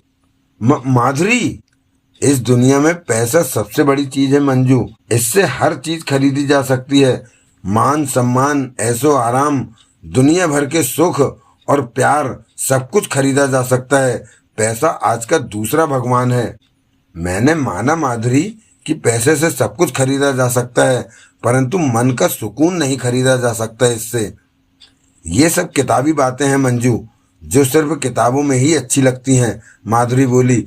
वास्तविकता यह है कि पैसा ही मन को सुकून देता है। मन को झूठी तसल्ली देकर बहलाना मन का सुकून नहीं, कमजोरी है। अब मुझे देख, सिर्फ 2 महीने के अंदर मेरे पास अपना फ्लैट है, बैंक बैलेंस है, कुछ दिन बाद गाड़ी आ जाएगी, कोठी बंगला भी तैयार हो जाएगा। साथ ही समाज और शहर में इज्जत से जी रही हूँ। और एक तू है, अनाथ आश्रम में रहने वाली एक अनाथ लड़की, जिसका अपना कोई परिचय नहीं। मैं अच्छी तरह जानती हूँ माधुरी कि स्मैक का धंधा करने वाली एक कालगर्ल की क्या इज्जत होती है। मंजू व्यंग भरे स्वर में बोली। इस समाज में कालगर्ल का एक दर्जा होता है, उसकी कोई कीमत होती है, परंतु अनाथ लड़की का कोई दर्जा नहीं होता, कौड़ियों जितनी भी कीमत नहीं होती उसकी। जो तूने पाया वह तो गिनवा दिया, मगर उसके बदले जो खोया वह नहीं गिनवाएगी। मंजू ने फिर कटाक्ष किया। माधुरी मुस्कुराकर बोली, वह तो एक न एक दिन हर लड़की को खोना पड़ता है। माधुरी की तरफ देखती हुई मंजू की आंखों में घृणा के भाव उभर आए। बोली, मैं तुझे एक भटकी हुई सहेली समझकर समझाने आई थी। मैं नहीं जानती थी कि तेरे विचार इतने गंदे और घिनौने हो चुके हैं। अगर जानती तो कभी नहीं आती तेरे पास। वैसे तो स्मैक और पैसे ने तेरा विवेक पूरी तरह छीन लिया है, इसलिए मेरी बात तेरे दिलो दिमाग के ऊपर से गुजर जाएगी, परंतु कहे बगैर मुझसे रहा नहीं जाएगा। माधुरी, तू इतनी देर से सिर्फ व्यापार की बात कर रही थी, परंतु उसके बाद भी मैं तुझे यह बता देना चाहती हूँ कि तूने घाटे का सौदा किया। तूने अपने व्यापार में जिस पूंजी को लगाया है उसकी कीमत देने वाला इस दुनिया में कोई हो ही नहीं सकता। कहती हुई मंजू का स्वर भारी हो गया, गले में गोले से अटकने लगे। अब मैं जा रही हूँ, लेकिन जिंदगी के किसी मोड़ पर तुझे मेरी यह बात अवश्य याद आएगी। कहने के बाद उसने माधुरी की तरफ इस तरह देखा जैसे उसे आखिरी बार देख रही हो। साथ ही उसकी आंखों से कुछ आंसू निकलकर फर्श पर लुढ़क गए। मंजू तेजी से भागती हुई बाहर निकल गई। माधुरी ने फर्श पर गिरे उसके आंसुओं की तरफ देखकर बुरा सा मुंह बनाया और बड़बड़ाई, पागल कहीं की। पूजनीय डैडी, सादर चरण स्पर्श। आपको यह जानकर बेहद खुशी होगी कि मैं इस महीने की 15 तारीख को 1 महीने की छुट्टी पर घर आ रहा हूं, और उससे भी अधिक खुशी यह जानकर होगी कि आपके आशीर्वाद से मैंने एक ऐसी सफलता हासिल की है जिस पर न केवल आपको बल्कि पूरे देश को नाज होगा। आपके बेटे ने एक ऐसा आविष्कार किया है जो संसार में पहला होगा, जिससे संसार भर के वैज्ञानिक चकित रह जाएंगे। आप सोच रहे होंगे कि आपके बेटे ने ऐसा कौन सा आविष्कार किया है। डैडी, हमारे देश की सीमा का एक बड़ा हिस्सा सदैव बर्फ से ढका रहता है। हमारे सीमा प्रहरियों को बर्फ के कारण अनेक दिक्कतों का सामना करना पड़ता है। बर्फ की वजह से हमारे एक पड़ोसी देश ने दोस्त बनकर 1962 में हमें बहुत नुकसान पहुंचाया था। वह हमारे सैनिकों के गौरवपूर्ण इतिहास का दुखद पन्ना है। उस समय से बर्फ के पहाड़ हमारे लिए लगातार एक चुनौती बनकर खड़े हैं। मैंने इस चुनौती को स्वीकार करके एक ऐसी चीज का आविष्कार किया है जो निसंदेह हमारे देश के लिए एक वरदान साबित होगी। मैंने उसका नाम ब्लू टार्च रखा है। उसमें से निकलने वाली किरणें अपने सामने से बर्फ को ऐसे हटा देती हैं जैसे एयर पंप के सामने से धूल उड़ जाती है। अभी उसमें एक छोटी सी कमी है, यह कि वह कम दूरी का बर्फ ही हटा पा रही है। ज्यादा रेंज बढ़ने के साथ ही उसके सेल ब्लास्ट हो जाते हैं, परंतु यह कोई बहुत बड़ी समस्या नहीं है। इसे तो कोई छोटा मोटा वैज्ञानिक भी दूर कर सकता है, और वैसे मैं उसे साथ लेकर आ रहा हूँ। छुट्टियों में कुछ दिन घर रहने के बाद आसपास के हिल स्टेशन पर जाकर इस पर कार्य करूंगा। उम्मीद है जल्दी ही सफल हो जाऊंगा। इस टार्च की मौजूदगी में हमारे लिए सियाचिन जैसे सामरिक महत्व के ग्लेशियर पर पहुंचना और पहरा देना कोई मुश्किल काम नहीं रह जाएगा। और हाँ, अभी आप इस जानकारी को अत्यधिक गुप्त रखना, क्योंकि अगर किसी दुश्मन देश को भनक लग गई तो वह इसे हासिल करने में कोई कमी नहीं छोड़ेगा और हमारे देश के लिए एक मुसीबत खड़ी हो जाएगी। शेष मिलने पर। अंत में मम्मी को चरण स्पर्श, राकेश को प्यार, आपका बेटा सतीश दीवान। इस पत्र को प्रताप सिंह दीवान कई बार पढ़ चुके थे, परंतु मन नहीं भर रहा था। एक बार पुनः पढ़ रहे थे कि तभी, क्या बात है दीवान साहब, आज बड़े खुश नजर आ रहे हैं आप। आओ आओ गफ्फार भाई, बैठो। दीवान साहब प्रसन्नता भरे स्वर में बोले, बात ही कुछ ऐसी है, सुनोगे तो खुशी से उछल पड़ोगे। अच्छा। उनके सामने वाली कुर्सी पर बैठते हुए गफ्फार ने आश्चर्य से कहा, जरा हम भी तो सुने। सतीश की चिट्ठी आई है। मैं समझ गया। गफ्फार ने ऐसे कहा जैसे कोई बहुत बड़ा तीर मार लिया हो। आने के लिए लिखा होगा। दीवान साहब मुस्कुराए। यह खुशी तो वास्तविक खुशी के सामने हल्की पड़ गई है गफ्फार भाई। यानी इससे भी बड़ी और कोई जबरदस्त खुशी की बात लिख दी है उसने। हाँ, क्या दुल्हन साथ ला रहा है? नहीं। फिर गफ्फार की उत्सुकता चरम सीमा पर पहुंच गई। दुल्हन से भी बड़ी चीज ला रहा है। मैं समझा नहीं। समझ जाओगे, दीवान साहब ने प्रफुल्लित स्वर में कहा। लो, इस चिट्ठी को पढ़ लो। गफ्फार खां चिट्ठी लेकर पढ़ने लगा। पढ़ने के बाद वह सचमुच उछल पड़ा। मैंने कहा था ना कि तुम भी उछल पड़ोगे। हम लोग ही क्या, कुछ दिन बाद सारा संसार उछल पड़ेगा दीवान साहब। गफ्फार खां चीखता हुआ सा बोला। अपने बेटे ने कमाल जो कर दिया है। सब उसकी मेहनत और लगन है गफ्फार भाई। तभी वहां शारदा देवी आ गई। क्या बात है, आप दोनों इस तरह क्यों चीख रहे हैं? तुम भी हमारे साथ इसी तरह चीखो शारदा। दीवान साहब खड़े होकर मारे खुशी के शारदा देवी के कंधों को पकड़कर उन्हें बुरी तरह झंझोड़ते हुए बोले। तनिक झुंझलाहट के साथ कहा शारदा देवी ने, मेरा दिमाग खराब नहीं हुआ है। नहीं हुआ तो हो जाएगा। लो, सतीश की यह चिट्ठी पढ़ लो। दीवान साहब ने चिट्ठी उनकी तरफ बढ़ाते हुए कहा। पढ़कर शारदा देवी भी खुशी से नाचने लगी। एकाएक गफ्फार खां कुछ सोचता हुआ बोला। दीवान साहब, चिट्ठी में लिखी सतीश की आखिरी बात अवश्य ध्यान रखना। क्या? अभी यह बात हम लोगों के अलावा और कहीं नहीं जानी चाहिए।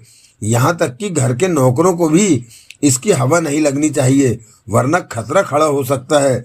गफ्फार खां ने अत्यंत गंभीर स्वर में कहा। दीवान साहब तुरंत बोले। हाँ, इस बात का हमें विशेष ध्यान रखना पड़ेगा।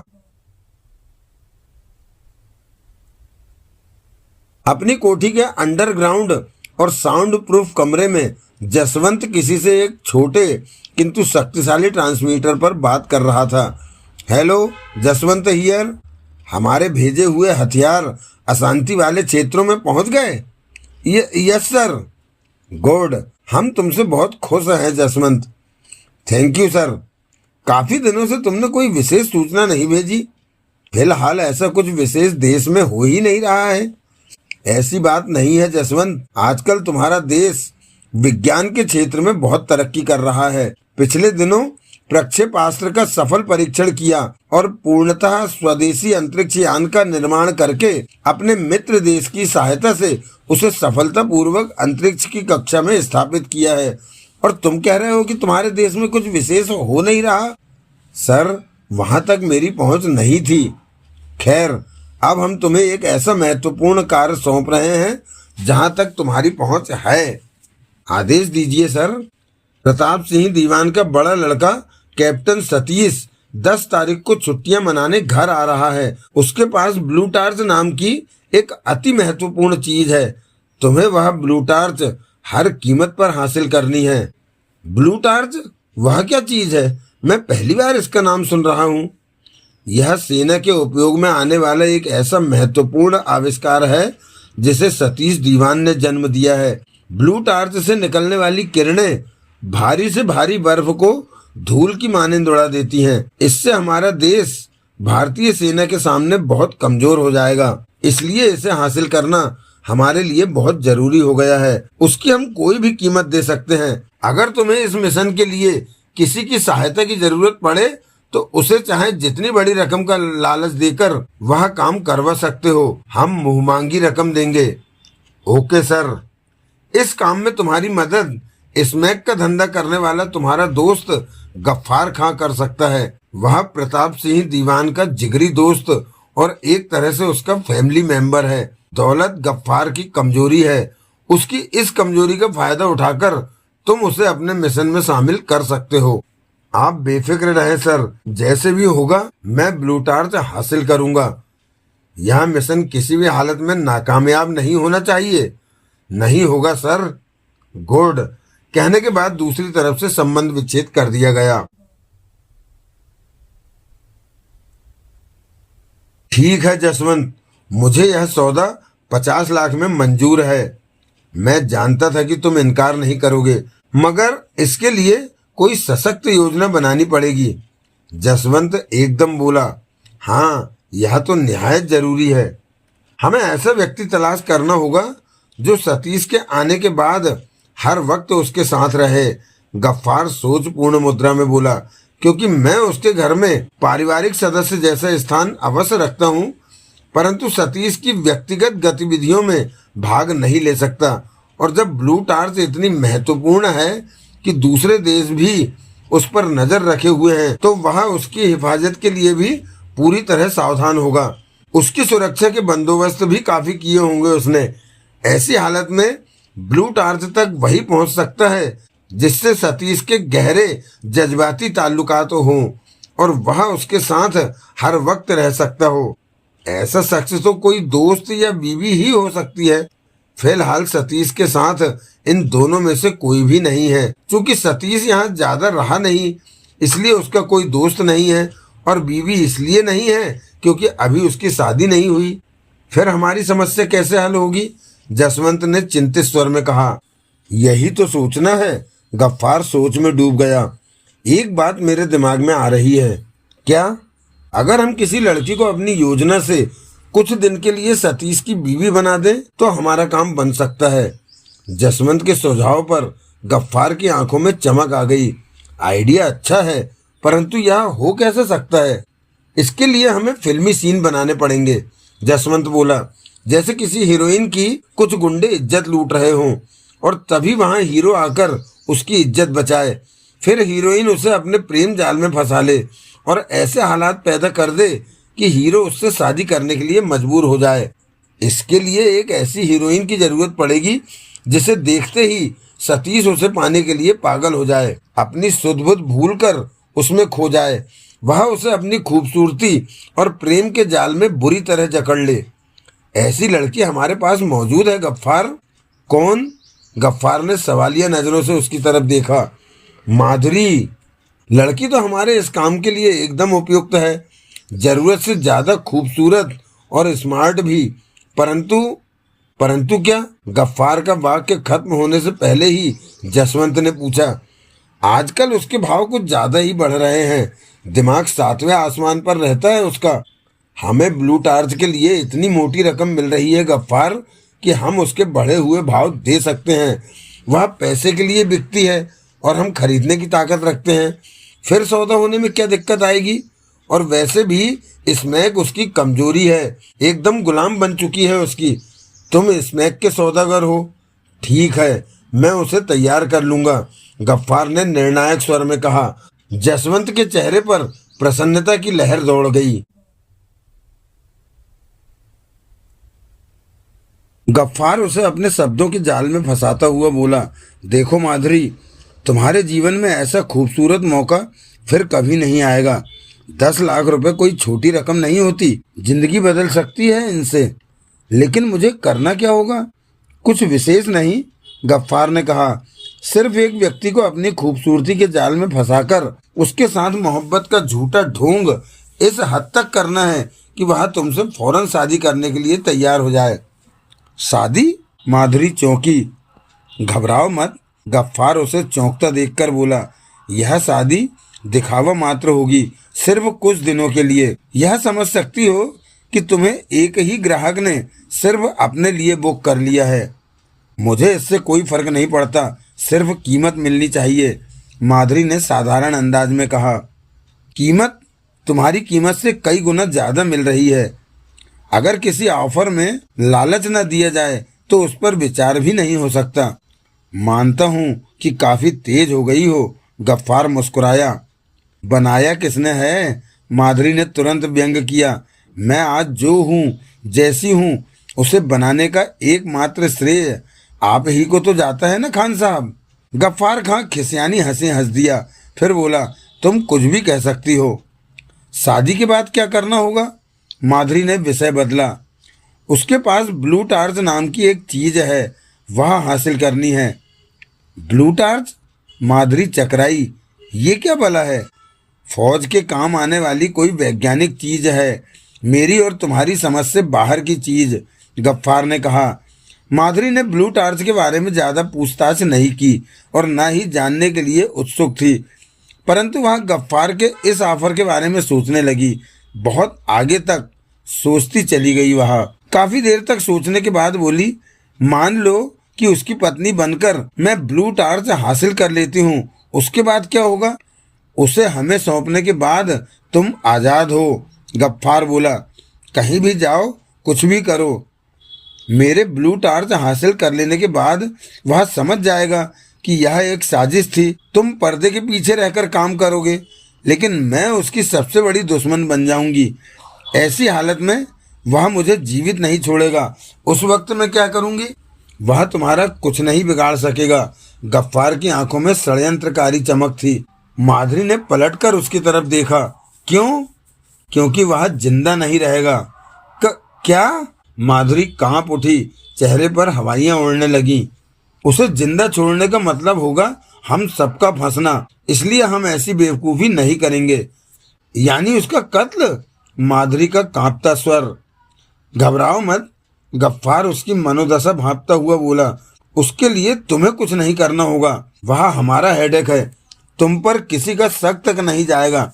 हम योजना ही ऐसी बनाएंगे। माधुरी कुछ नहीं बोली, खामोशी के साथ न जाने क्या सोचती रही वह। गफ्फार पुनः बोला, हाँ, उसकी मौत के बाद तुम्हारे सामने एक सुनहरा अवसर जरूर होगा। ऐसा अवसर जिसका लाभ उठाकर तुम सारी जिंदगी ऐसो आराम की ऐसी दुनिया में पहुंच जाओगी जिसकी तुम कल्पना तक नहीं कर सकती। मैं समझी नहीं। वह एक करोड़पति हस्ती का बेटा है। उसके बाप के पास इतनी दौलत है कि आने वाली कई पुश्तें घर बैठकर ऐश ले सकती हैं। वे केवल 2 भाई हैं, एक उससे छोटा है। तुम उसके बड़े बेटे की विधवा बहू बनकर उस बेशुमार दौलत की आधी मालकिन बन सकती हो। बूढ़ा कुछ सालों का मेहमान है। मान लो कि तुम उसके सामने विधवा होने का ढोंग करती रहती हो। उसके मरने के तुरंत बाद उसकी जायदाद के बंटवारे का आधा हिस्सा लेकर चाहे जिससे शादी कर सकती हो। उस वक्त तुमसे शादी करने वालों की कतारें लग जाएंगी। दौलत और स्मैक, ये 2 चीजें माधुरी की कमजोरी थी। इन दोनों चीजों का नाम आते ही उसकी आंखों में अजीब सी चमक आ जाती थी। इस वक्त भी वही हुआ। उसकी आंखों में गजब की चमक थी। उसने जोश भरे स्वर में पूछा, कौन है वह? शहर के सबसे बड़े रईस प्रताप सिंह दीवान। क्या? गफ्फार की बात के बीच में ही उसने ऐसे कहा जैसे अचानक आसमान से धरती पर आ गिरी हो। इस एक क्षण में उसे लगा कि उसके सपनों का शीश महल चकनाचूर हो गया है। उसकी मनोदशा से नितांत अनभिज्ञ गफ्फार कहता चला गया, दीवान साहब के बड़े लड़के का नाम सतीश दीवान है। वह फौज में बहुत बड़ा वैज्ञानिक है जिससे ब्लू टार्च हासिल करनी है। अरे, दीवान साहब के छोटे लड़के का नाम राकेश है। हैरत अंगेज दृष्टि से गफ्फार ने उसकी तरफ देखा। तुम जानती हो उन्हें? हाँ, माधुरी ने एक झटके से कहा। मैं आपकी इस योजना में शामिल नहीं हो सकती। क्यों? क्या हुआ? गफ्फार बुरी तरह चौंक कर बोला। राकेश की मैं कई बार हम बिस्तर रह चुकी हूँ। उसके सामने स्मैक भी ली है मैंने। माधुरी ने कहा, ऐसी लड़की को वह अपने घर की बहू और अपनी भाभी के रूप में सहन कर सकेगा? मुझे देखते ही क्या वह अपने घर वालों को मेरी असलियत नहीं बता देगा? उफ, यह क्या हो गया? गफ्फार ने अपने बाल नोच लिए। फिर आंखें बंद करके वह न जाने क्या सोचने लगा। माधुरी सवालिया निशान बनी उसकी तरफ देखती रही। काफी देर अपने दिमाग के घोड़े दौड़ाने के बाद गफ्फार बोला, अब समस्या का यही हल हो सकता है कि तुम राकेश के सामने ही तब आओ जब सतीश की पत्नी बन चुको। उससे क्या होगा? वह तो उस वक्त भी मेरी असलियत बखान कर देगा। माधुरी ने कहा, उस वक्त की स्थिति में अंतर होगा। क्या? तुम उस वक्त उसके घर की बहू और उसकी भाभी बन चुकी होगी। ऐसी अवस्था में वह चाहकर भी कुछ बोलने की स्थिति में नहीं होगा, क्योंकि इससे उसके घर की बदनामी होगी, जो वह किसी हालत में नहीं चाहेगा। और वैसे भी यहाँ वह खुद कमजोर होगा। उसके मन में इस बात का चोर होगा कि वह अय्याश प्रवृत्ति का आदमी है। यह बात वह हर हालत में अपने घर वालों से छिपाना चाहेगा। वह तुमसे डरेगा। वह समझ जाएगा कि अगर उसने तुम्हारी असलियत खोली तो तुम भी उसका असली चेहरा सामने ले आओगी। दीवान परिवार से मैं बरसों से जुड़ा हूँ, इसलिए अच्छी तरह जानता हूँ कि वह परिवार इस तरह की प्रवृत्ति से बहुत दूर है। दीवान साहब राकेश के इस रूप को कभी नहीं सहेंगे। राकेश भी इस बात को अच्छी तरह जानता है, इसलिए वह ऐसा दुस्साहस करने की चेष्टा नहीं करेगा। अगर की तो मैं उसे सतीश के सामने आने से पहले ही निष्फल कर दूंगा। कैसे? माधुरी को कुछ हिम्मत बंधी। इस मसले को मुझ पर छोड़ दो, गफ्फार ने आत्मविश्वास भरे स्वर में कहा। अगर ऐसी स्थिति बनी तो उसे मैं सुलट लूंगा। तुम्हारा काम सिर्फ सतीश को अपने जाल में मजबूती के साथ फांसना है। तुम्हें किसी भी तरह सतीश पर ऐसा जादू करना है कि वह उसके सिर चढ़कर बोले, उसे तुम्हारे अलावा दुनिया में और कुछ नजर न आए। माधुरी के गुलाबी होठों पर गर्वीली मुस्कुराहट आ गई। ऐसा हुनर और किसी को भी पागल कर देने वाली खूबसूरती मेरे पास है। इसीलिए तो अपने इस महत्वपूर्ण मिशन के लिए हमने तुम्हें चुना है। इस नाटक की शुरुआत कहाँ से होनी है यह कल बताएंगे। कहने के बाद गफ्फार खड़ा हो गया।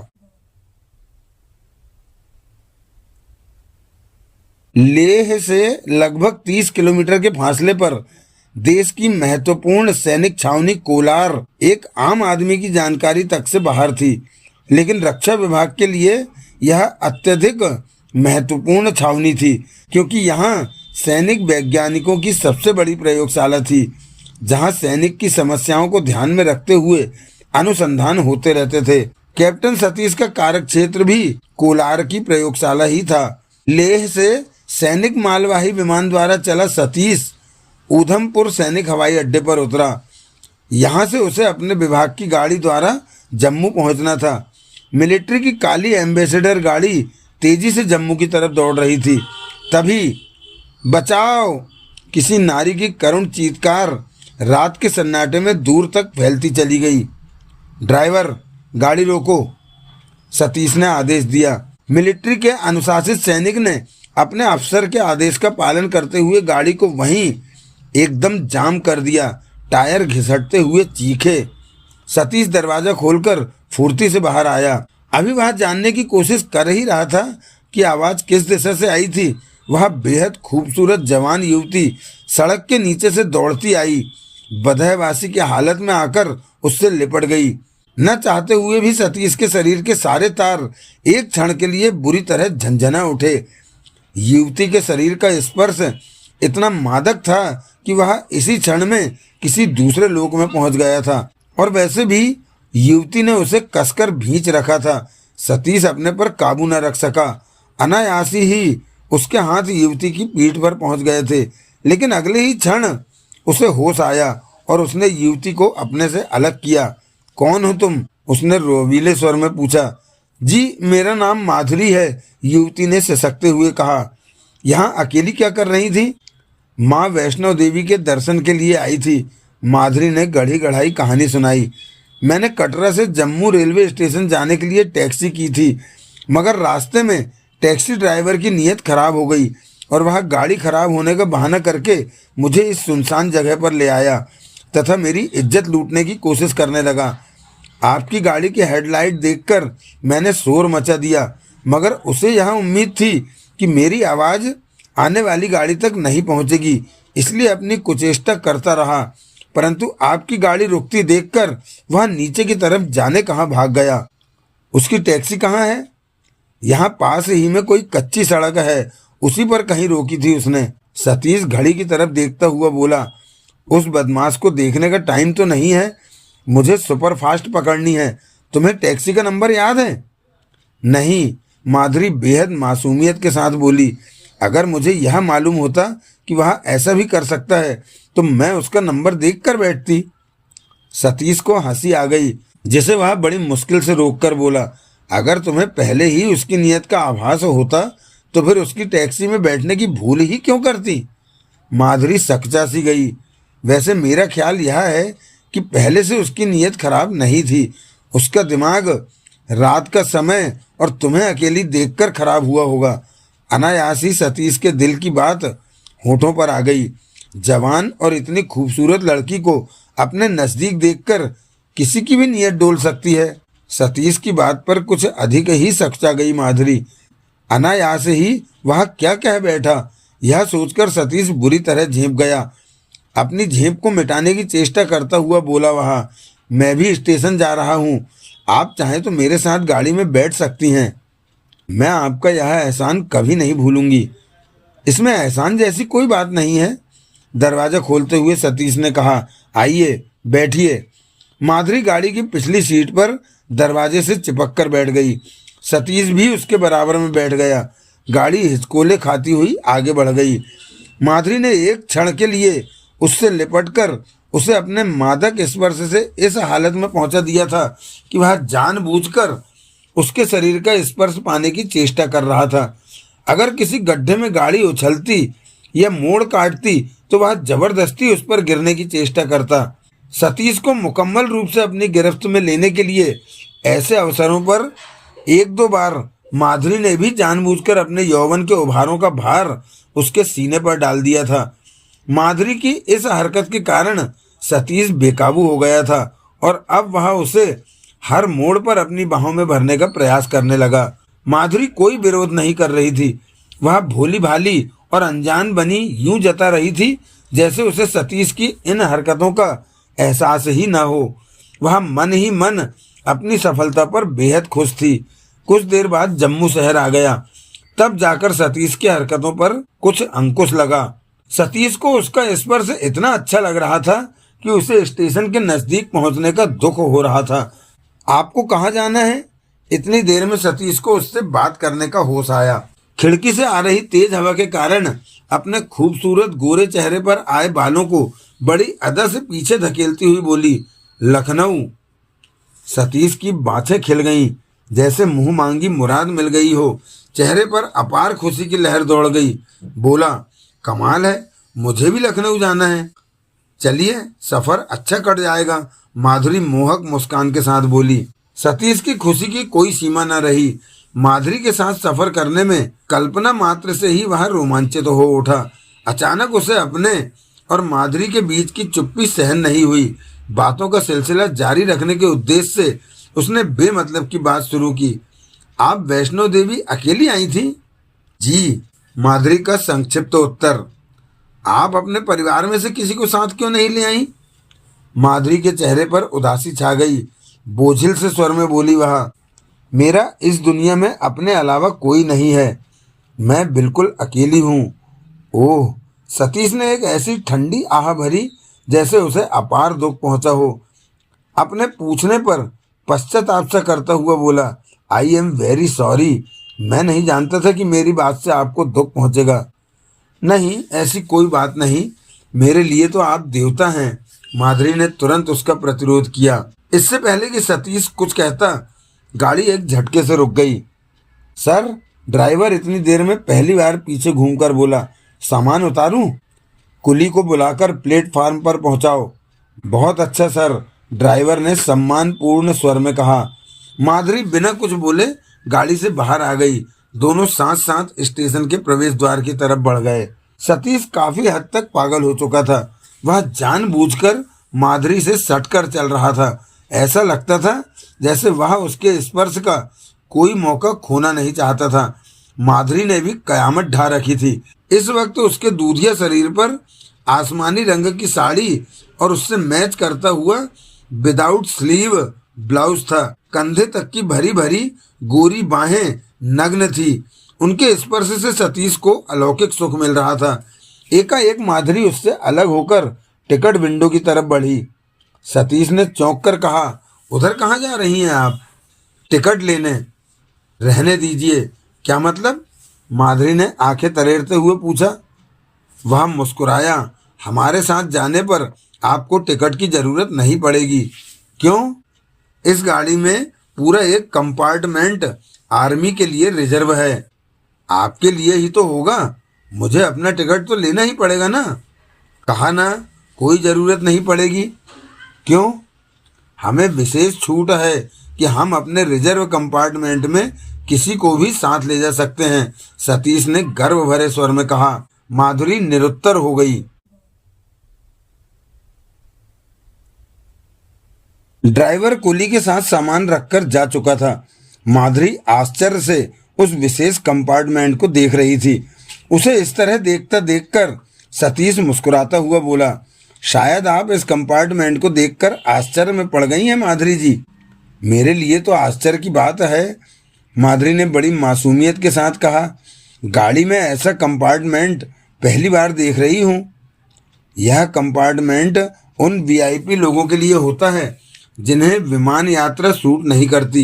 वैसे तुम्हारी जानकारी के लिए बता दूं कि मुझ जैसी हैसियत वाले अफसर को यह सुविधा नहीं मिल सकती, परंतु इस समय मेरे पास देश के लिए अत्यधिक महत्वपूर्ण एक ऐसी चीज है जिसकी सुरक्षा के दृष्टिकोण से यह कंपार्टमेंट हमारे विभाग की विशेष सिफारिश पर इस गाड़ी में स्पेशल तौर पर मेरे लिए लगाया गया है। माधुरी समझ गई कि वह अत्यधिक महत्वपूर्ण चीज ब्लू टॉर्च ही है, परंतु उसने सतीश की इस बात में कोई दिलचस्पी नहीं दिखाई, क्योंकि इस तरह वह शक के दायरे में आ सकती थी।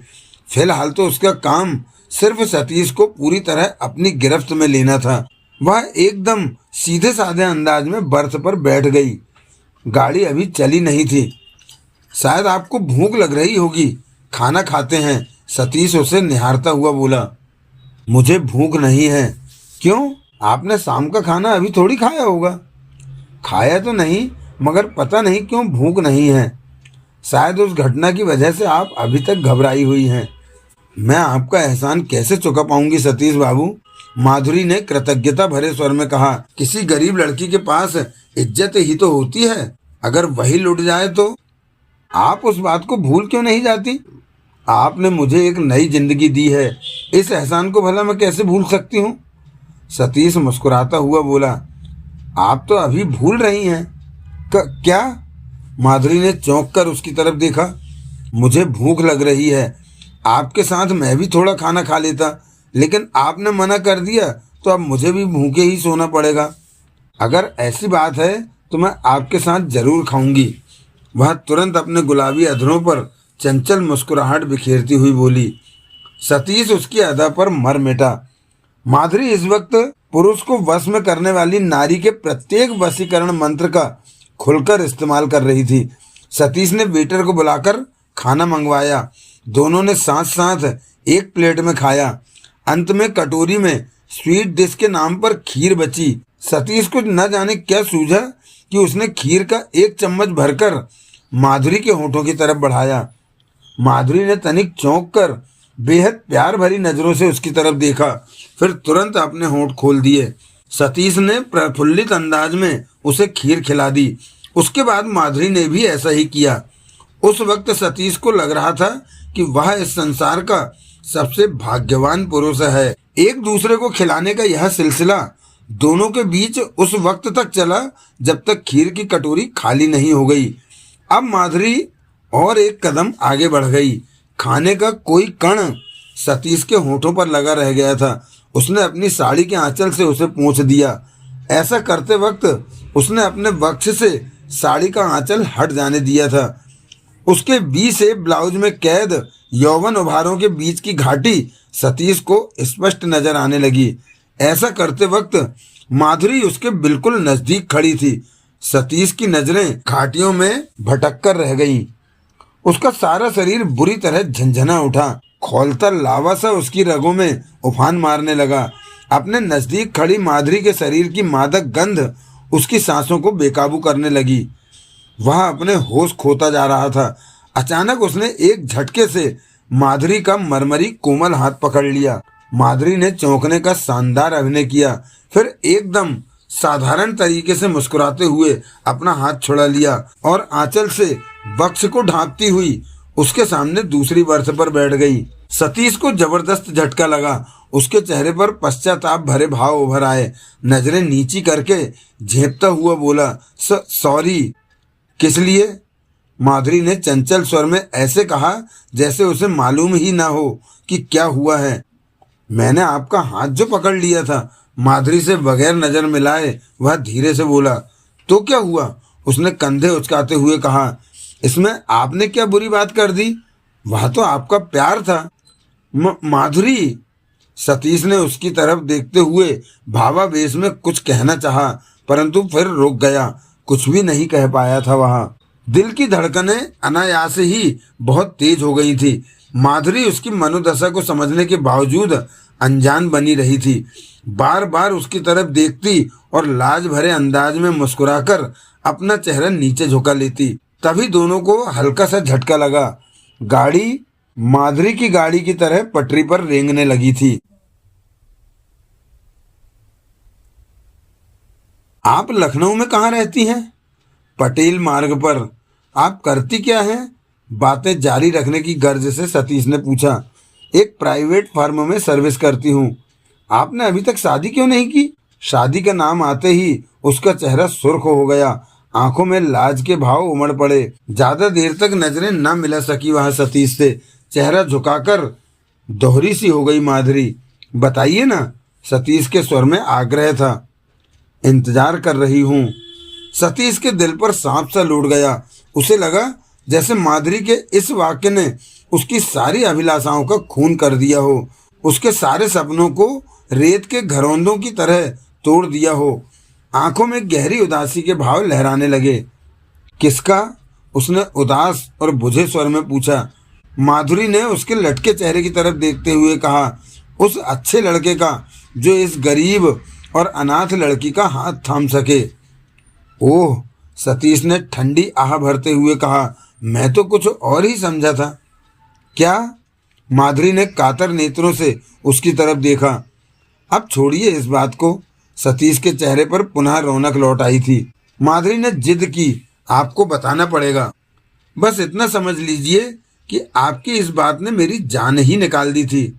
क्यों? बिल्कुल अनजान बन गई वह। माधुरी जी, इंसान जिससे प्यार करने लगता है उसके मुंह से वह किसी अन्य का इंतजार करने की बात सहन नहीं कर सकता। वह उस पर सिर्फ और सिर्फ अपना अधिकार समझने लगता है। आपकी इंतजार वाली बात सुनकर ऐसा कुछ मेरे साथ भी हुआ था। सतीश दीवानगी के आलम में बोला। मैं समझी नहीं। सतीश का दिल जोर जोर से उसकी पसलियों में ठोकर मारने लगा। बोला, ना ही समझो तो बेहतर है। क्यों? क्योंकि मुझे तुमसे प्यार हो गया है। सतीश के दिल की बात एक ही झटके में होठों पर आ गई। यह आप क्या कह रहे हैं सतीश बाबू? माधुरी कांपते स्वर में बोली। सतीश अपनी बर्थ से खड़ा होकर माधुरी के नजदीक आ गया और उसका हाथ अपने हाथों में लेकर बोला, मैं नहीं जानता कि यह बात किस तरह और कैसे कही जाती है, मगर इतना जानता हूँ कि मैं अब तुम्हारे बगैर जिंदा रहने के बारे में सोच भी नहीं सकता। तुमसे दूर रहकर मैं मर जाऊंगा माधुरी। माधुरी ने तुरंत अपनी कोमल उंगलियां उसके होठों पर रख दी। ऐसी अशुभ बात अपने होठों से मत निकालिए सतीश बाबू। ओह मेरी अच्छी माधुरी। भावावेश में सतीश ने उसे अपनी बाहों में भर लिया। माधुरी भी एक क्षण के लिए अबोध बच्चे की मानिंद उसके सीने में समा गई। उस क्षण सतीश को लगा जैसे वह स्वर्ग लोक में विचरण कर रहा हो। दुनिया की सबसे बड़ी नियामत उसकी बाहों में हो। वह उसे पूरी तरह अपने अंक में समाने की कोशिश करने लगा। तभी माधुरी ने ऐसा अभिनय किया जैसे अचानक नींद से जागी हो और वह सतीश से अलग होने का प्रयत्न करने लगी, परंतु कामयाब न हो सकी। सतीश ने उसे पूरी ताकत के साथ भींच रखा था। एक अजीब सा उन्माद सवार था उस पर। माधुरी उसकी बाहों में कसमसाई। यह आप क्या कर रहे हैं सतीश बाबू? प्यार कर रहा हूँ। नहीं, यह सब ठीक नहीं है, माधुरी ने घबराकर कहा। सब ठीक है, वह अपनी पकड़ और सख्त करता हुआ बोला। मुझे इस वक्त मत रोको माधुरी, प्लीज मुझे प्यार कर लेने दो। माधुरी इस क्षेत्र की दिग्गज खिलाड़ी थी। वह अच्छी तरह जानती थी कि ऐसे समय में किसी को पागल बनाने के लिए कौन सा हथकंडा काम आता है। वह इस किस्म के युद्ध में काम आने वाले हर हथियार को बाखूबी इस्तेमाल कर रही थी। मुझे छोड़ दो सतीश बाबू, वह लगभग गिड़गिड़ाती हुई सी बोली। परंतु इस समय सतीश को उसकी गिड़गिड़ाहट कहाँ सुनाई दे रही थी। उसकी आंखों में लाल डोरे तैरने लगे थे। वह उन्मादी स्वर में बड़बड़ाया, तुमने आज मुझे पागल कर दिया है माधुरी। मुझसे दूर मत जाओ और करीब आ जाओ, इतना करीब कि हम एक हो जाएं। नहीं सतीश बाबू, यह पाप है, प्लीज मुझे छोड़ दो। माधुरी ने उससे छूटने की नकली कोशिश की और जानबूझकर अपने यौवन उभारों को उसके सीने में गड़ाते हुए चेहरा उसके चेहरे से रगड़ दिया। माधुरी की इस हरकत ने सतीश के शरीर में लगी आग में घी का काम किया। उसका अंदाज एकदम पासवे को हो गया। वह माधुरी को जबरदस्ती बर्थ पर पटक कर उस पर पूरी तरह छाने का प्रयत्न करने लगा। माधुरी लगातार यह जता रही थी मानो वह उसका जबरदस्त विरोध कर रही हो, मगर अप्रत्यक्ष रूप से वह अपने हरकतों से सतीश को पूरी तरह भड़का रही थी। साथ ही आंसू बहाकर रोती हुई लगातार उससे अपने आप को छोड़ देने के लिए विनती कर रही थी। परंतु एक ऐसा विशेष समय होता है जब थोड़ी देर के लिए इंसान का अपना विवेक उसका साथ छोड़ देता है। वह हर अच्छे बुरे, पाप पुण्य और नैतिक अनैतिक को ताक पर रख देता है। उन चंद क्षणों में एक अच्छा खासा इंसान पशु से भी बदतर हालत में पहुंच जाता है। इस समय सतीश भी ऐसी हालत में पहुंच गया कि वह पूरी तरह अपना विवेक खो बैठा। उसे किसी बात का होश नहीं रहा। इस वक्त उसे केवल इतना नजर आ रहा था कि उसके सामने एक नारी है और वह पुरुष है। दोनों के बीच की हर दूरी को वह मिटा देना चाहता था। अब उसके होंठ माधुरी के होंठों से जा मिले, बिजली सी कौंधी और वह उस पर पूरी तरह सफलतापूर्वक छा गया। माधुरी तो चाहती ही यह थी। वह अपने मिशन में पूरी तरह कामयाब थी और कुछ देर बाद जब सतीश का उन्माद टूटा तो वह माधुरी के शरीर से एक तरफ निढाल सा गिरकर लंबी लंबी सांसें लेने लगा, मानो मीलों भाग कर आया हो। बुरी तरह हाँफ रहा था वह। चेहरे पर पश्चाताप और ग्लानि के मिले जुले भाव नजर आ रहे थे। माधुरी दूसरी तरफ को चेहरा घुमाकर सिसकने लगी। वह उठा जरूर, परंतु उसमें माधुरी से नजरें मिलाने का साहस नहीं हो पा रहा था। जाकर चुपचाप अपनी बर्थ पर लेट गया। उधर माधुरी की सिसकियां निरंतर तेज होने लगी। उसकी हालत देखकर सतीश को खुद से ग्लानि सी हो रही थी। उसके दिलो दिमाग में विचारों के भयंकर द्वंद्व घुमड़ने लगे। तो दोस्तों, वेद प्रकाश शर्मा जी के उपन्यास भगवान नंबर 2 का तीसरा एपिसोड यहीं विराम लेता है। इसके पश्चात शीघ्र ही आपसे भेंट होगी वेद प्रकाश शर्मा के इसी उपन्यास के चौथे एपिसोड में। तब तक के लिए जय हिंद, जय भारत, वंदे मातरम। और हाँ, अपना ख्याल अवश्य रखिएगा। धन्यवाद, थैंक यू, शुक्रिया।